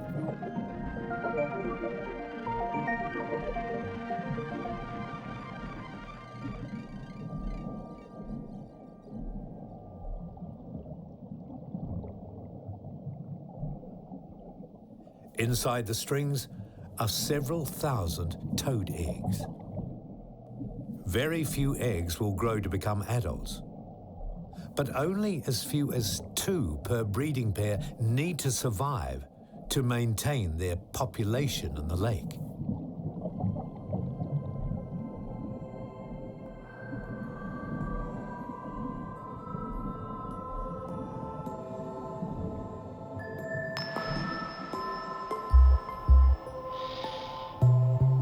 It's hard to imagine that a few short weeks ago, the landscape around the lake was like an ice age. But less than 900 meters above Eiszeit, it's as if the ice age never ended.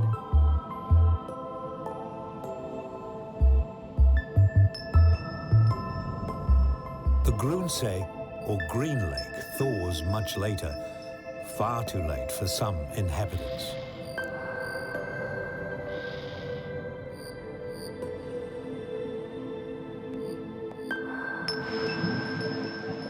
This female brown frog became trapped beneath the ice.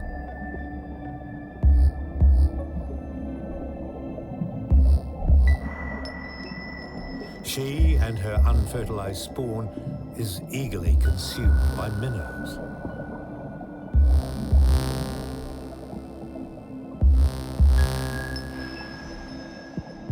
Nothing is wasted here. This lake is one of the toughest places in all the Alps to live.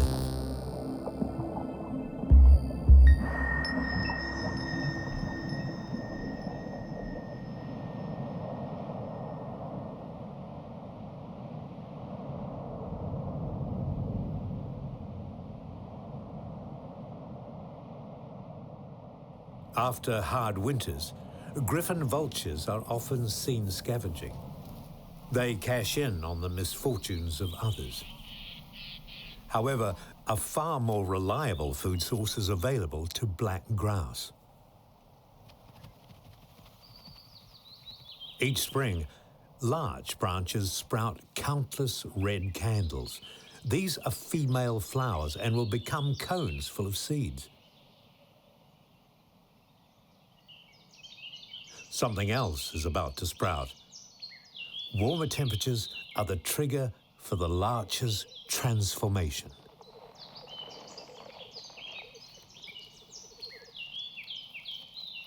The trick of regrowing needles after a cold winter allows larches to live in the high Arctic. They are real Ice Age survivors. Spring's sudden temperature changes are no problem for black grouse. Bright red wattles above their eyes show they're ready to mate. Males gather in areas called leks. They compete to attract a mate with tail displays and calls. Some males even take to the trees. This female watches the display. She will choose the finest male to mate with.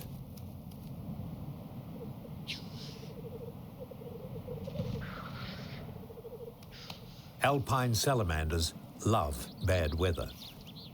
It's the only time they come out during the day. Just out of hibernation, it explores its rocky kingdom for invertebrate prey.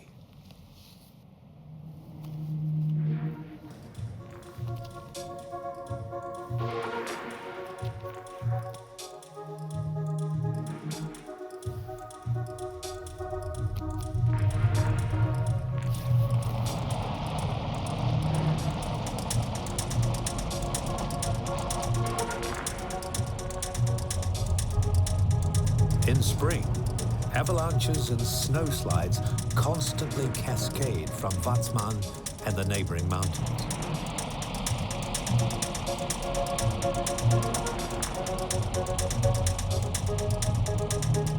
Below, snow accumulates in mounds many meters thick.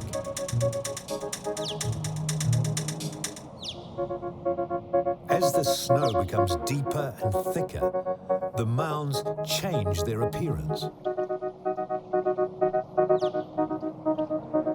The growing weight compresses the snow, which begins to resemble a small glacier. As the sun's heat melts the snow, water flows out through bizarre and beautiful ice caves.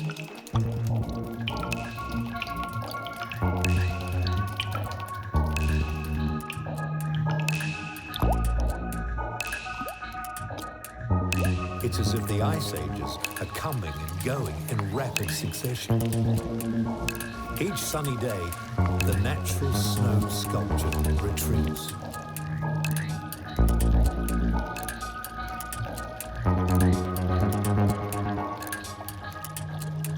As these transient structures disappear, the meltwater swells mountain streams that flow from the peaks.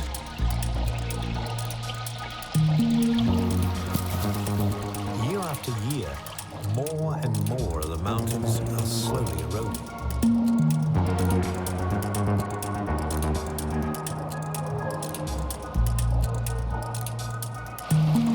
Every year, huge amounts of rock is washed down toward the lake.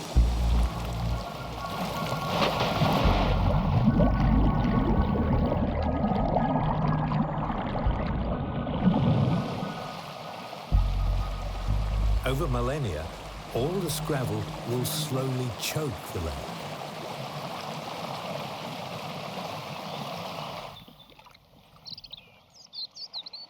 But that's far into the future.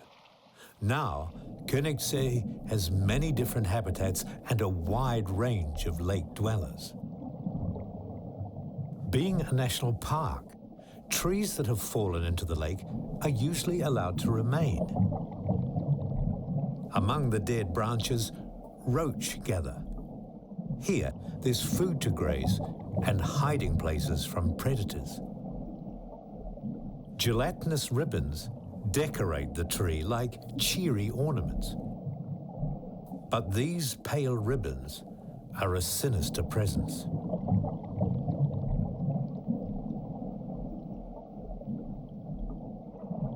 Each bead contains new life. Larvae peer out of their mini aquaria.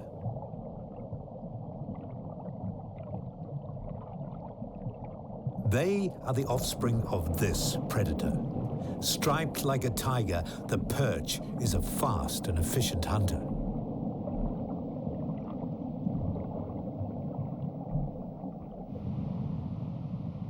Everything has its time to shine. Depending on the day or the week, different plants are at their best. This area is famous for orchids. The beguiling scent and nectar of white helleborines attracts many pollinators. Another less showy orchid is easily overlooked, but not by pollinators. The twayblade, with its yellow-green flowers, is a magnet for insects.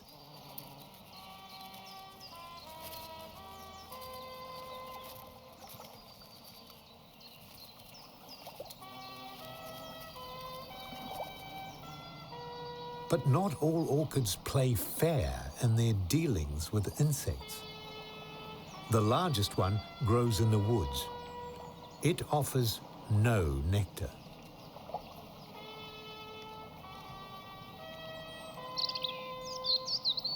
As the outer petals unfold, they reveal a slipper-shaped lip designed to trap insects that come searching for nectar. If they escape, they carry pollen, but nothing else. Fortunately for insects, lady slipper orchids aren't always successful at trapping prey and propagate mostly via their roots. Though rare, lady slipper orchids thrive in the primeval forests that have grown here since the Ice Age retreated over 10,000 years ago.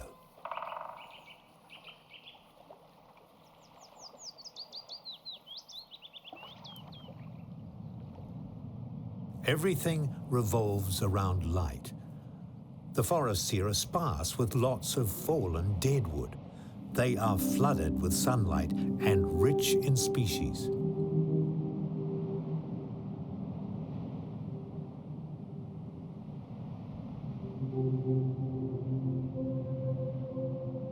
However, it's too dark here for some species.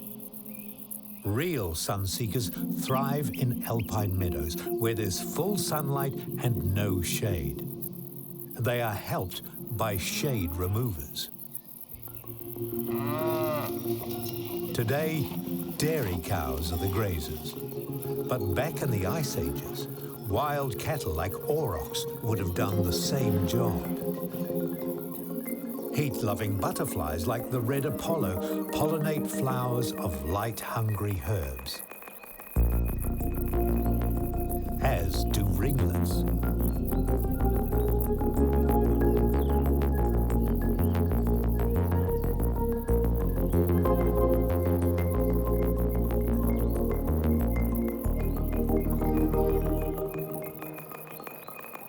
Butterflies and countless other insects can tolerate the extremely high ultraviolet light up in the meadows.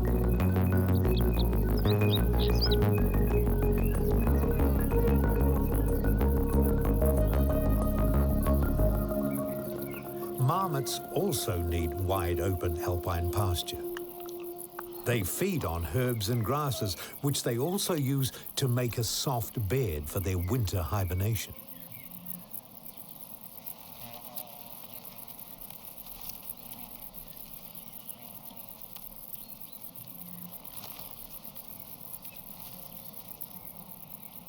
However, when feeding out in the open, marmots must be alert to danger. All it takes is one alarm call, and they disappear. On hot summer days, other species are emerging. Orchids, gentians, carline thistles, and many others thrust up their flowers into the sunshine of the alpine meadows. Of all the flowers, orchids have invented the most ingenious way to attract insects. This one is a trickster. It has no nectar, but to attract bees, it produces a bee-like odor. The orchid then attaches pollen packets to their heads, which the bees take to pollinate other orchids.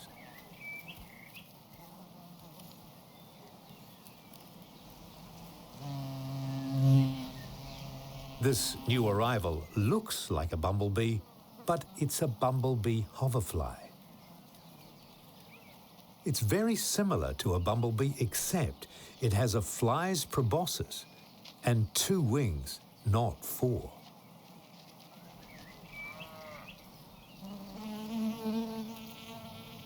A red-tailed bumblebee pollinates spiked rampions, also called white Rapunzels.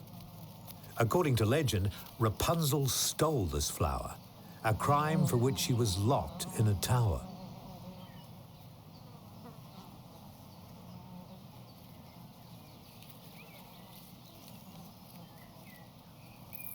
Summer is now well advanced.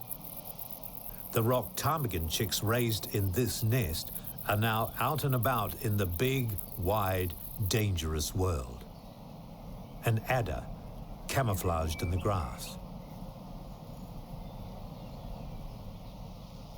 Someone else is hiding, trying not to attract attention.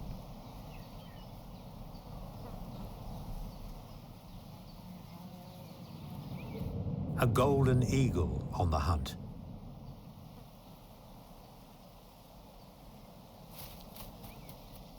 The coast is clear, but the black grouse female adopts a slow, crouching run just in case.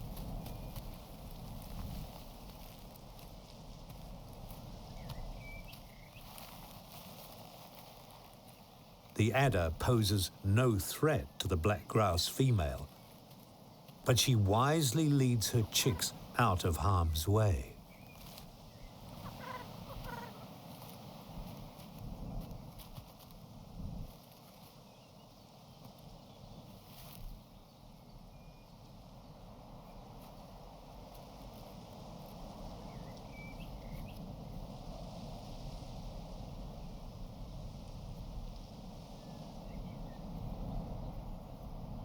This common lizard would be a feast for the adder, so it basks near an escape route, a rock crevice. Crevices are desirable places to live, especially for this remarkable bird. The red-winged wall creeper lives almost exclusively high up on vertical rock faces. It's a true mountaineer that finds its food in chinks and cracks in the rocks that built this alpine world. The female flies gracefully over these rocks of ages that are now being slowly eroded by ice and wind and time.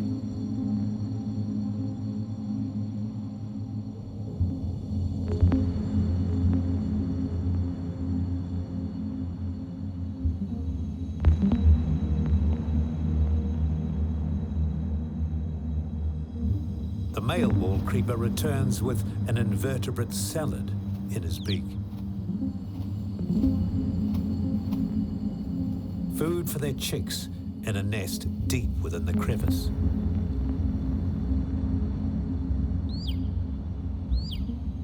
Begging cries of a golden eagle chick are a sure sign that a parent is returning, this time without any food.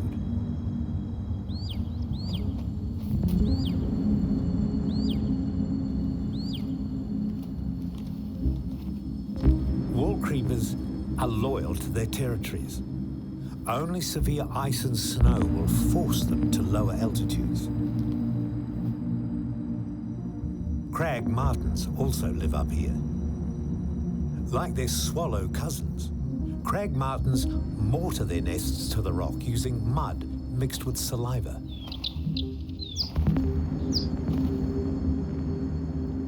The female wall creeper returns. For her chicks, she's brought home spiders, centipedes, and insects.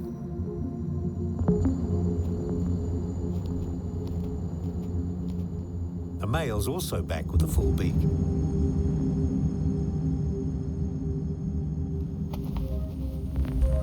The pair feed their chicks almost without a break from dawn till dusk.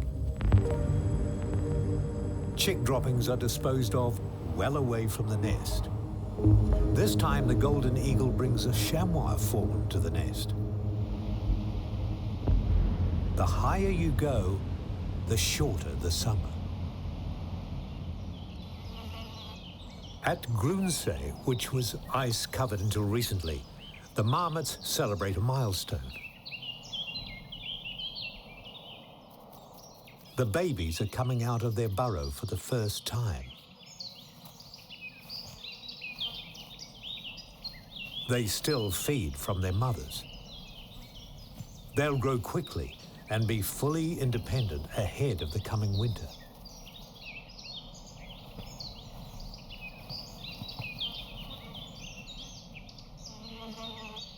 alpine globe flowers are large members of the buttercup family. They're so named because they never fully open. Here's why. They have an arrangement with a special pollinator. The globe flower fly can squeeze in through the closed petals. Here, it feeds on nectar, pollinates the flower, then lays its eggs and raises its young. This arrangement works. Globe flowers bloom everywhere around the lake.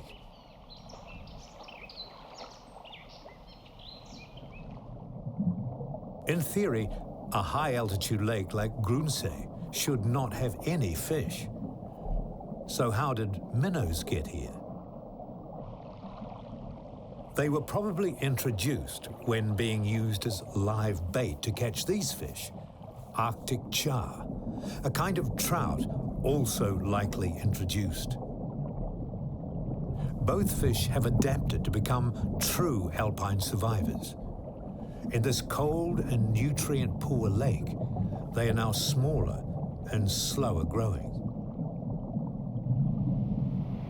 The Grospitz lies in a basin with no visible outlet, yet its water level remains much the same throughout the year. This is possible because overflow water drains underground through a maze of rocks.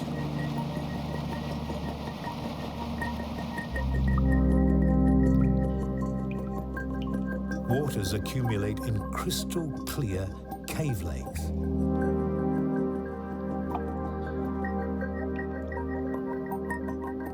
This cave system is about 10 kilometers long and home to a variety of creatures, including earthworms that live on the moist cave rocks.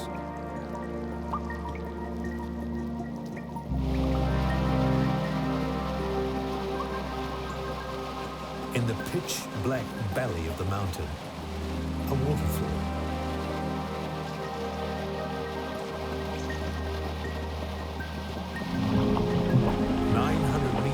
Below Grospitz, its waters finally emerge.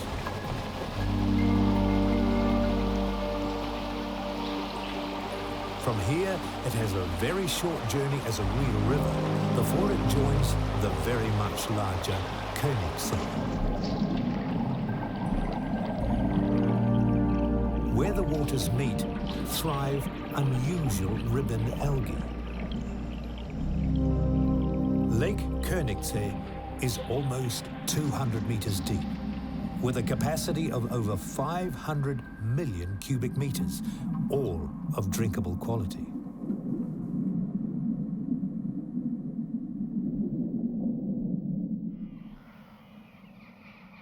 The glacier that carved this 7-kilometer Bavarian fjord was fed by ice from smaller feeder glaciers.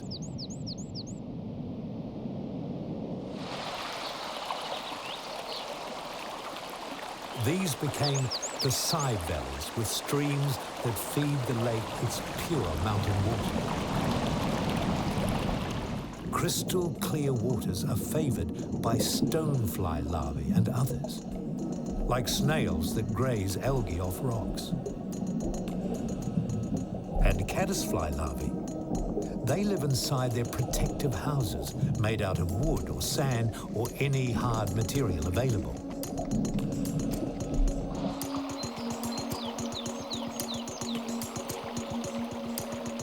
From above, you can't tell how much life exists in these streams. But below, it's like a caddisfly city at rush hour.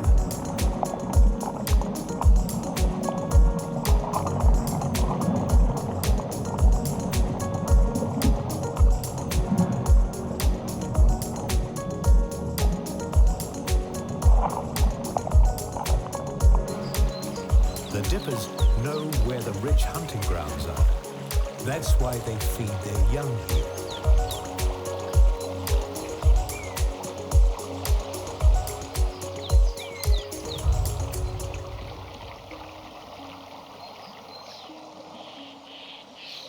In damp areas beside these streams live some strange and wonderful residents. The Illyrian millipede, one of the most colourful millipedes in Europe.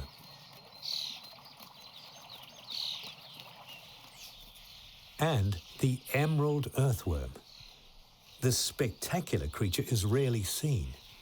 It hides away in rotting wood and damp forests.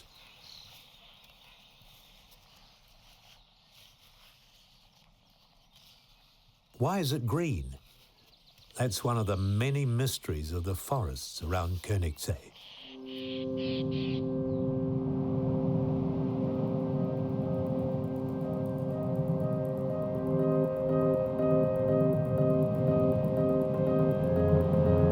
As autumn arrives, it brings thick mist that sits low in the valley, as a glacier once did.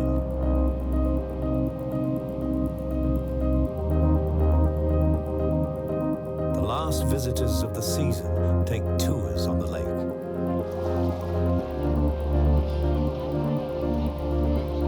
They will return home with fond memories of this spectacular lake and surroundings, this echo of the Ice Age.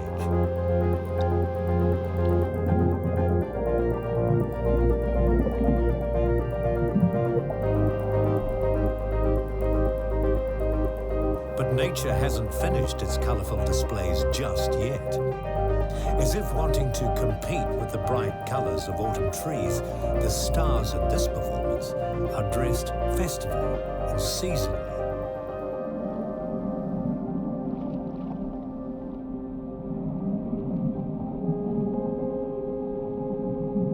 Arctic char wear their colourful attire for breeding. Females have thick bellies full of eggs. They're guarded by males waiting to spawn with them. The males tremble to stimulate the female to release eggs.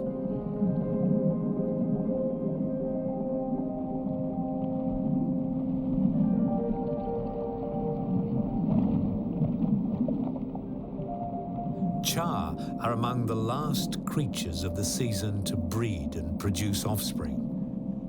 Winter is on its way again. The low sun only reaches the lake for a few hours a day.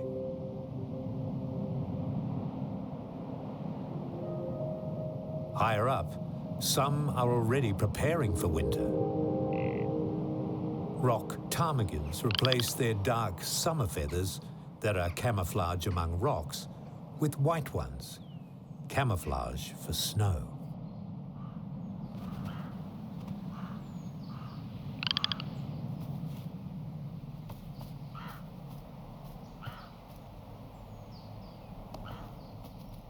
The alpine meadows have changed. The cows have gone down the mountain to their winter quarters. And seed heads of many plants offer animals rich nutrients for the hard times ahead. Going into winter well-nourished is now the priority. Ibex remain above the tree line throughout winter. Chamois will keep their options open. When winter storms sweep in, some will seek the protection of trees. The most important strategy is be prepared for the winter ice age. No two winters are ever the same. And in the future, winters are likely to be far more changeable. How will life in this unique alpine wonderland adapt to climate change? As it has always done through many cycles of ice ages and warm periods. The one certainty is that alpine ecosystems around Königssee will endure.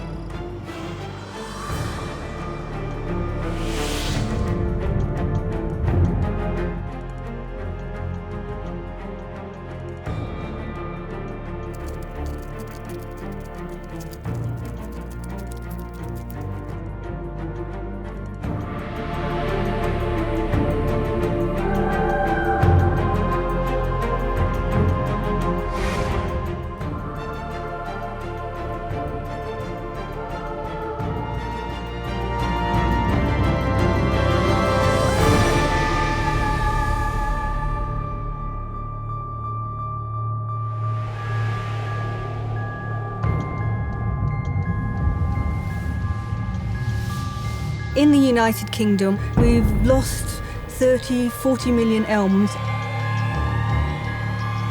Many of the old trees in Holland have disappeared. Today, we have in Canada in total 803,000 elms. There were millions of elms across Canada.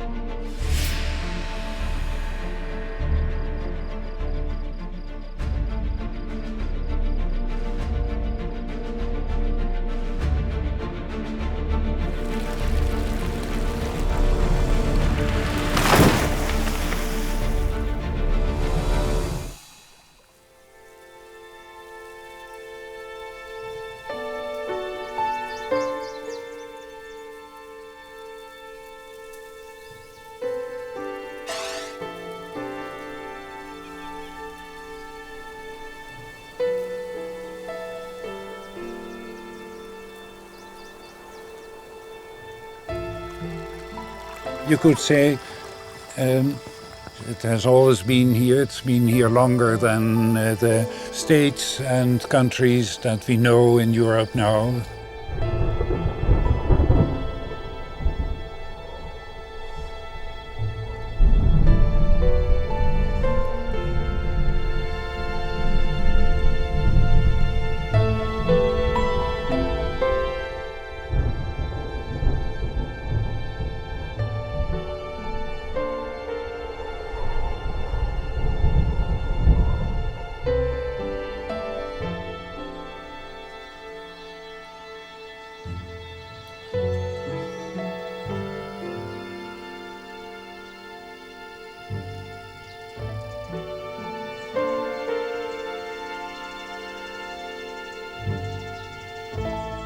I think it's important that we keep our elms. They're part of our culture and part of our landscape.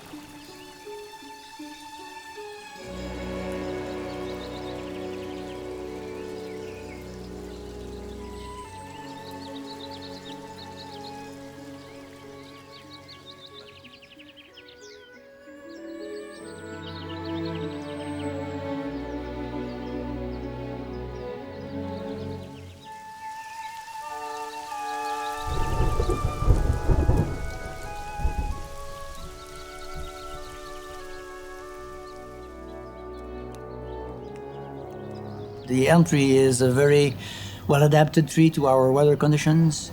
It can withstand a lot of drought conditions, frost conditions, even pollution. Other trees will die of pollution where elm trees stand.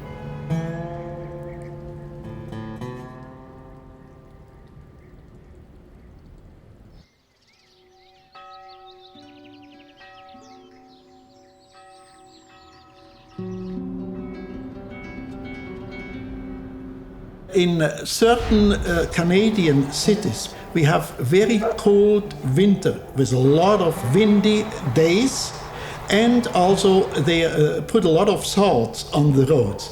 There is no other tree than the elm tree better fitted for the urban situation.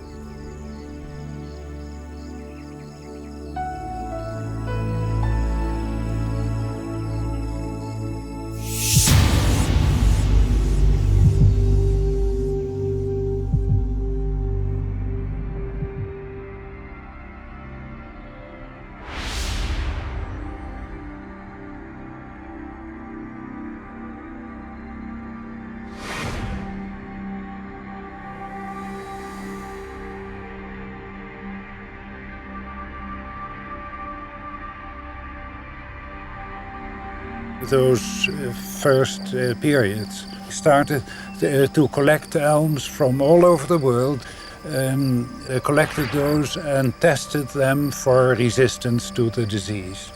I was the first male person to work on these elms. In 1953, I took over from Miss Wendt. We tried to develop as quickly as possible varieties with resistance to the disease.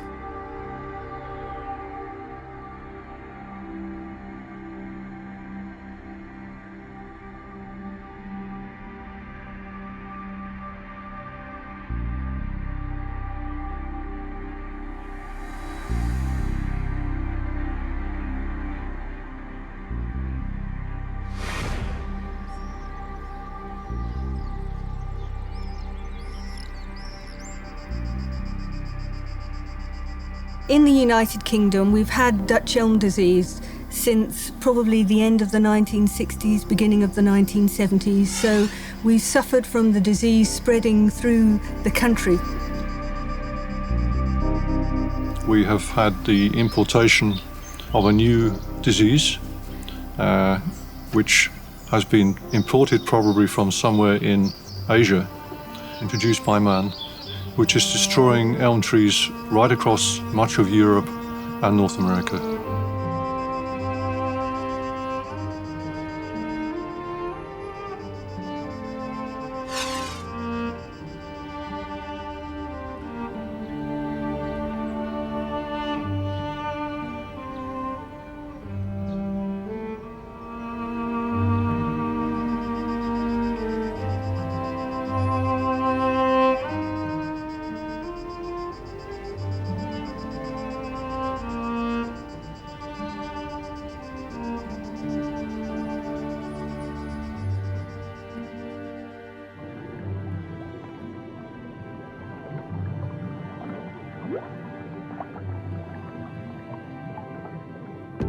Well, that does seem a terrible thing, that this tiny creature can do so much damage, but then we have to think about, in human diseases, how much sometimes a tiny organism like a virus can cause disease and kill people.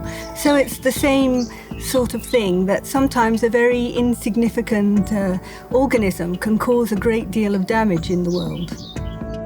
If I inoculate a side branch here, it takes 3 to 4 weeks to kill this tree that just died in 3 weeks. The tree and the fungus have lived together for a long, long time, so they're in a natural balance. We would say this, they are co-evolved. They have evolved together. So they have a normal, healthy balance. But the elm trees of Europe have no experience of this pathogen probably before. So when it comes, it is too aggressive. They don't have any resistance.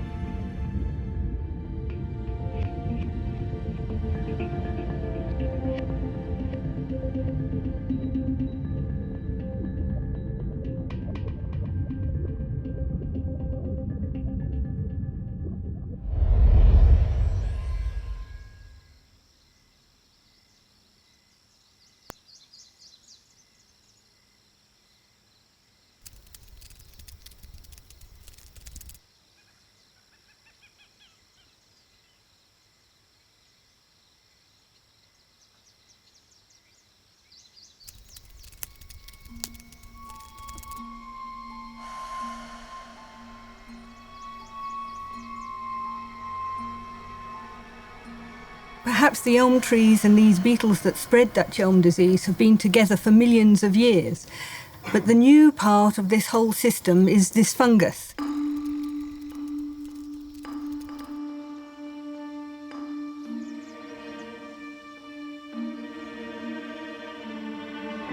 Where the fungus has come into contact with the beetles carry the spores of the fungus on their body. So we need to adjust our ideas and try and decide which are the beetles that we need to target and control if we want to control the disease.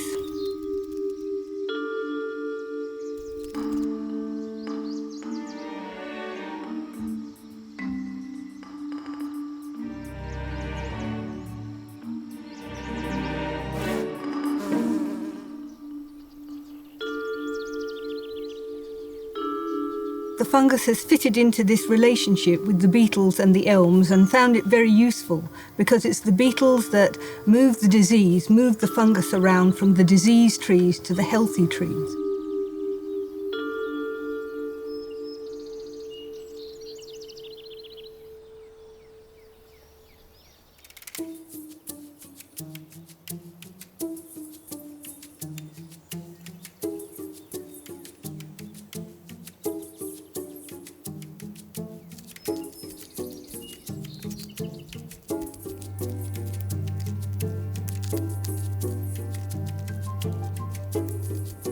Unfortunately, the beetles feed in the tops of the trees, cutting tiny, tiny little wounds. That moment when the beetle is feeding in the tops of the tree is the opportunity for the fungus to get into the healthy trees.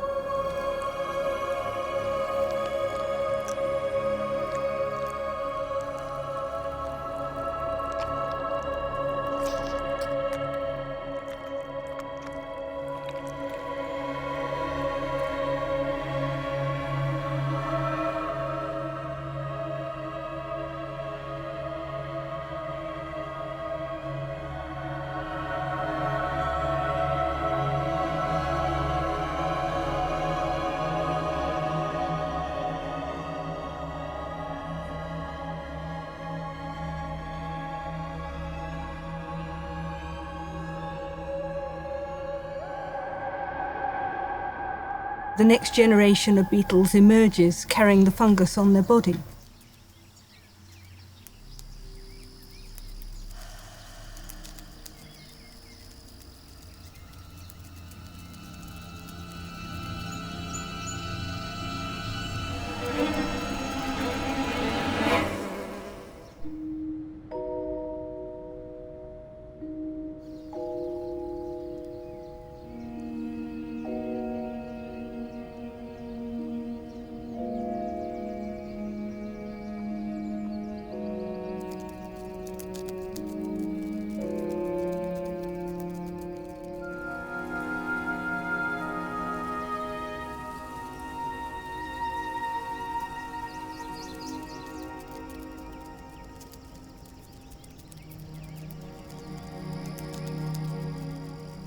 So of course, once the tree has wilted and died, then beetles will use that tree to breed in, and so the cycle is completed.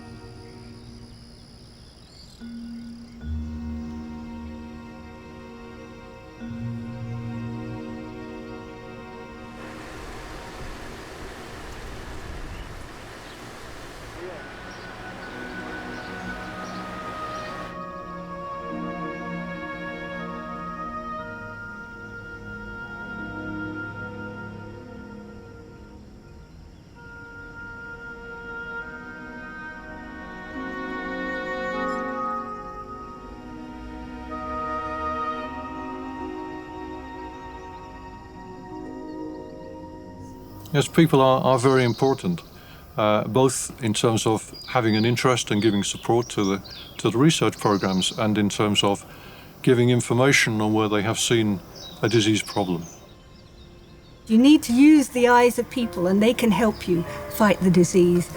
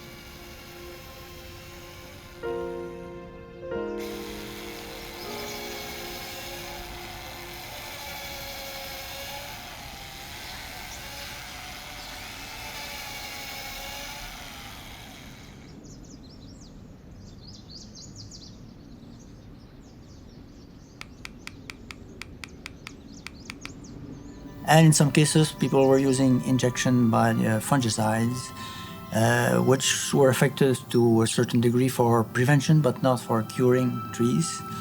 This also is reduced in the eastern part of Canada, but I think in the west they have another program still going on.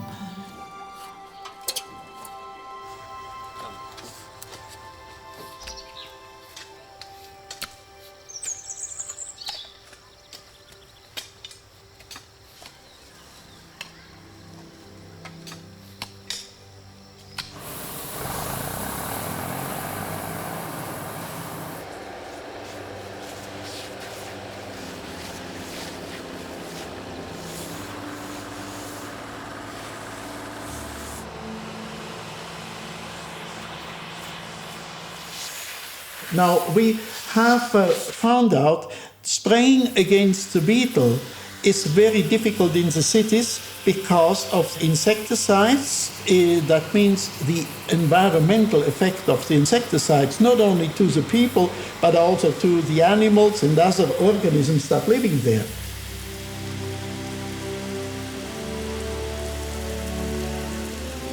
That was very expensive, and we realized we had to understand much more about how the fungus and how the beetles and the elms fit together in the process, understand more about that so we could learn when to apply treatment and when not to apply treatment.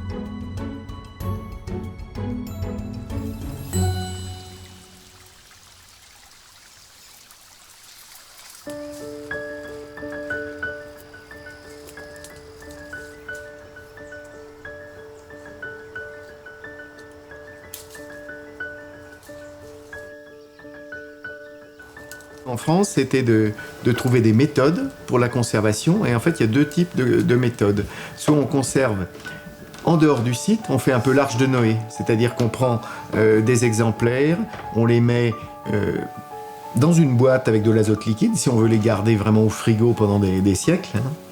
Mais l'autre solution est de maintenir les populations en place et de les laisser évoluer, de s'adapter hein, pour bien se maintenir dans les années à venir.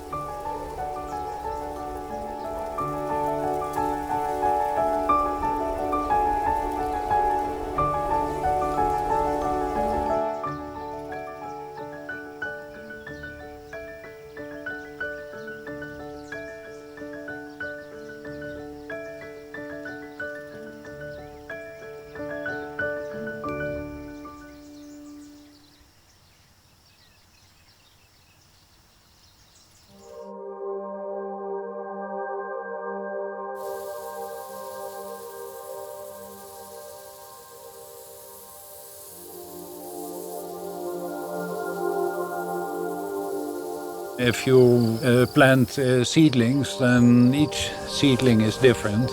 But if you plant a clone, you can predict more or less how it will behave.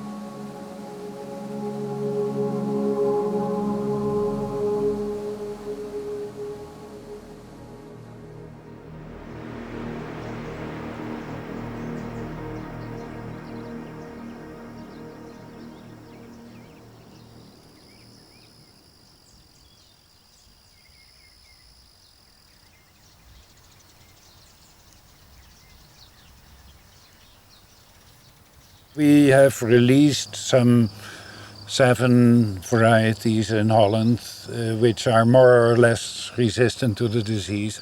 And we are also getting some resistant material from North America, and they are being planted, and they are also planted in other countries. This one was originally planted as a small one, a 1-year-old or 2-year-old plant. And now it has been dug out and transplanted here. Grandparents were one tree from the Himalayas, and the other was Exeter, England, and those were again crossed and again crossed. And so this is the 3rd generation of breeding.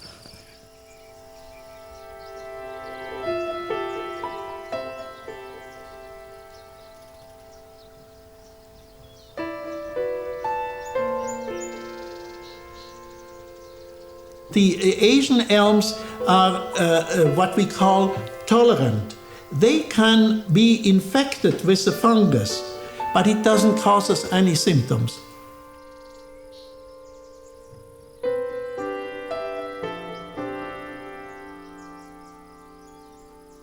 There are other elms around, some of them in Asia, which have useful genes in them, which we hope to be able to use to recombine with the native elms.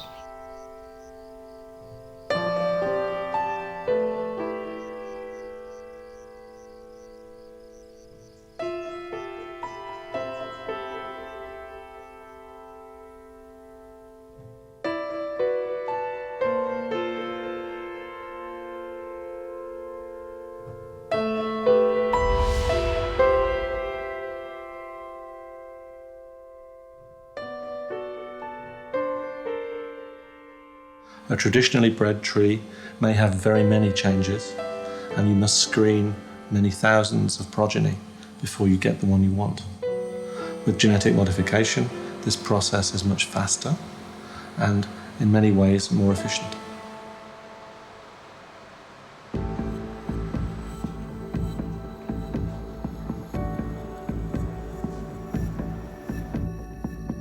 In our lab, we have produced the world's first genetically modified elms, and we've also produced genes which have antifungal properties inserted into the tree genome.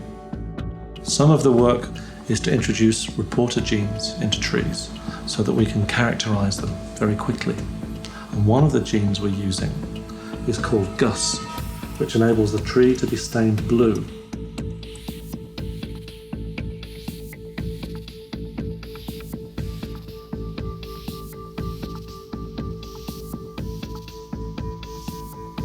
Some people feel that to alter a tree's genome is somehow unnatural, but the organisms we use to do this have been doing exactly the same thing for millions of years.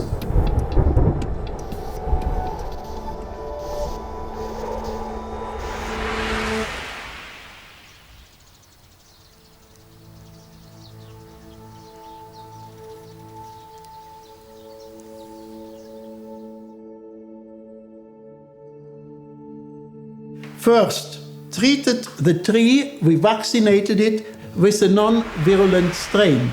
And then we inoculated it with a virulent strain. And if your vaccine here is working, you protect the tree. If it is not working, the tree will die. It was sick, it showed some symptoms, but it recovered, like you recover from a flu.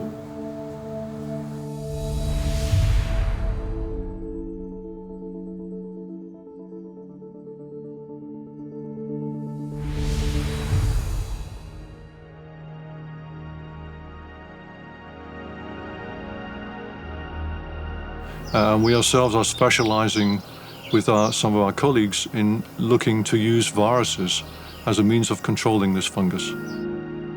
Now we're thinking much more about how the fungus is changing, whether we can use viruses to control the fungus, viruses that will attack the fungus and cause a disease in the fungus as well.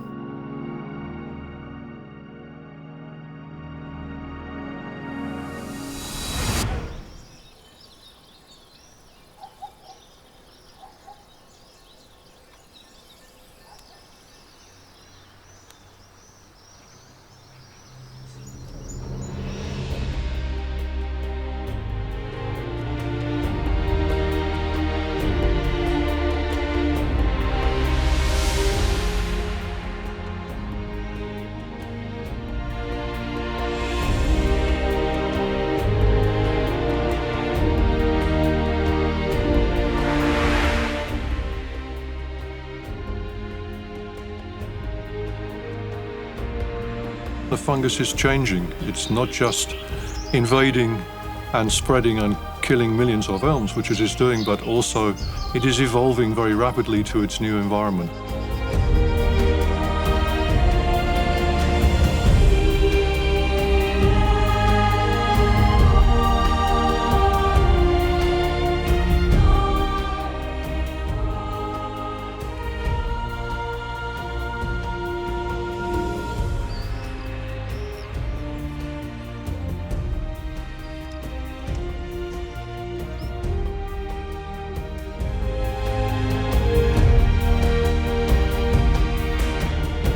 I think you've got to look at other illnesses, for example, like AIDS or cancer. It's often not easy to find a cure. It takes many years and you have to gather a lot of information together.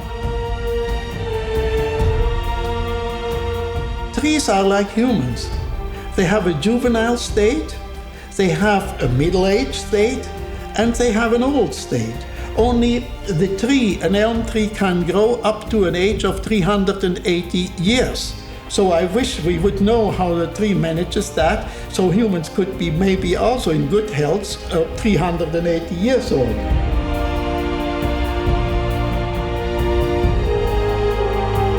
We hope one day we will be able to restore the elm to its habitat.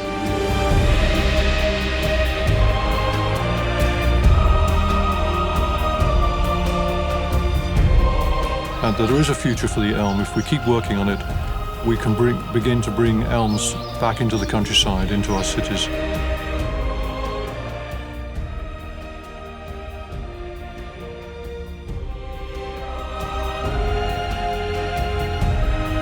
I am optimistic. Elms are a key tree that people know about and want to make sure is going to be there for their children.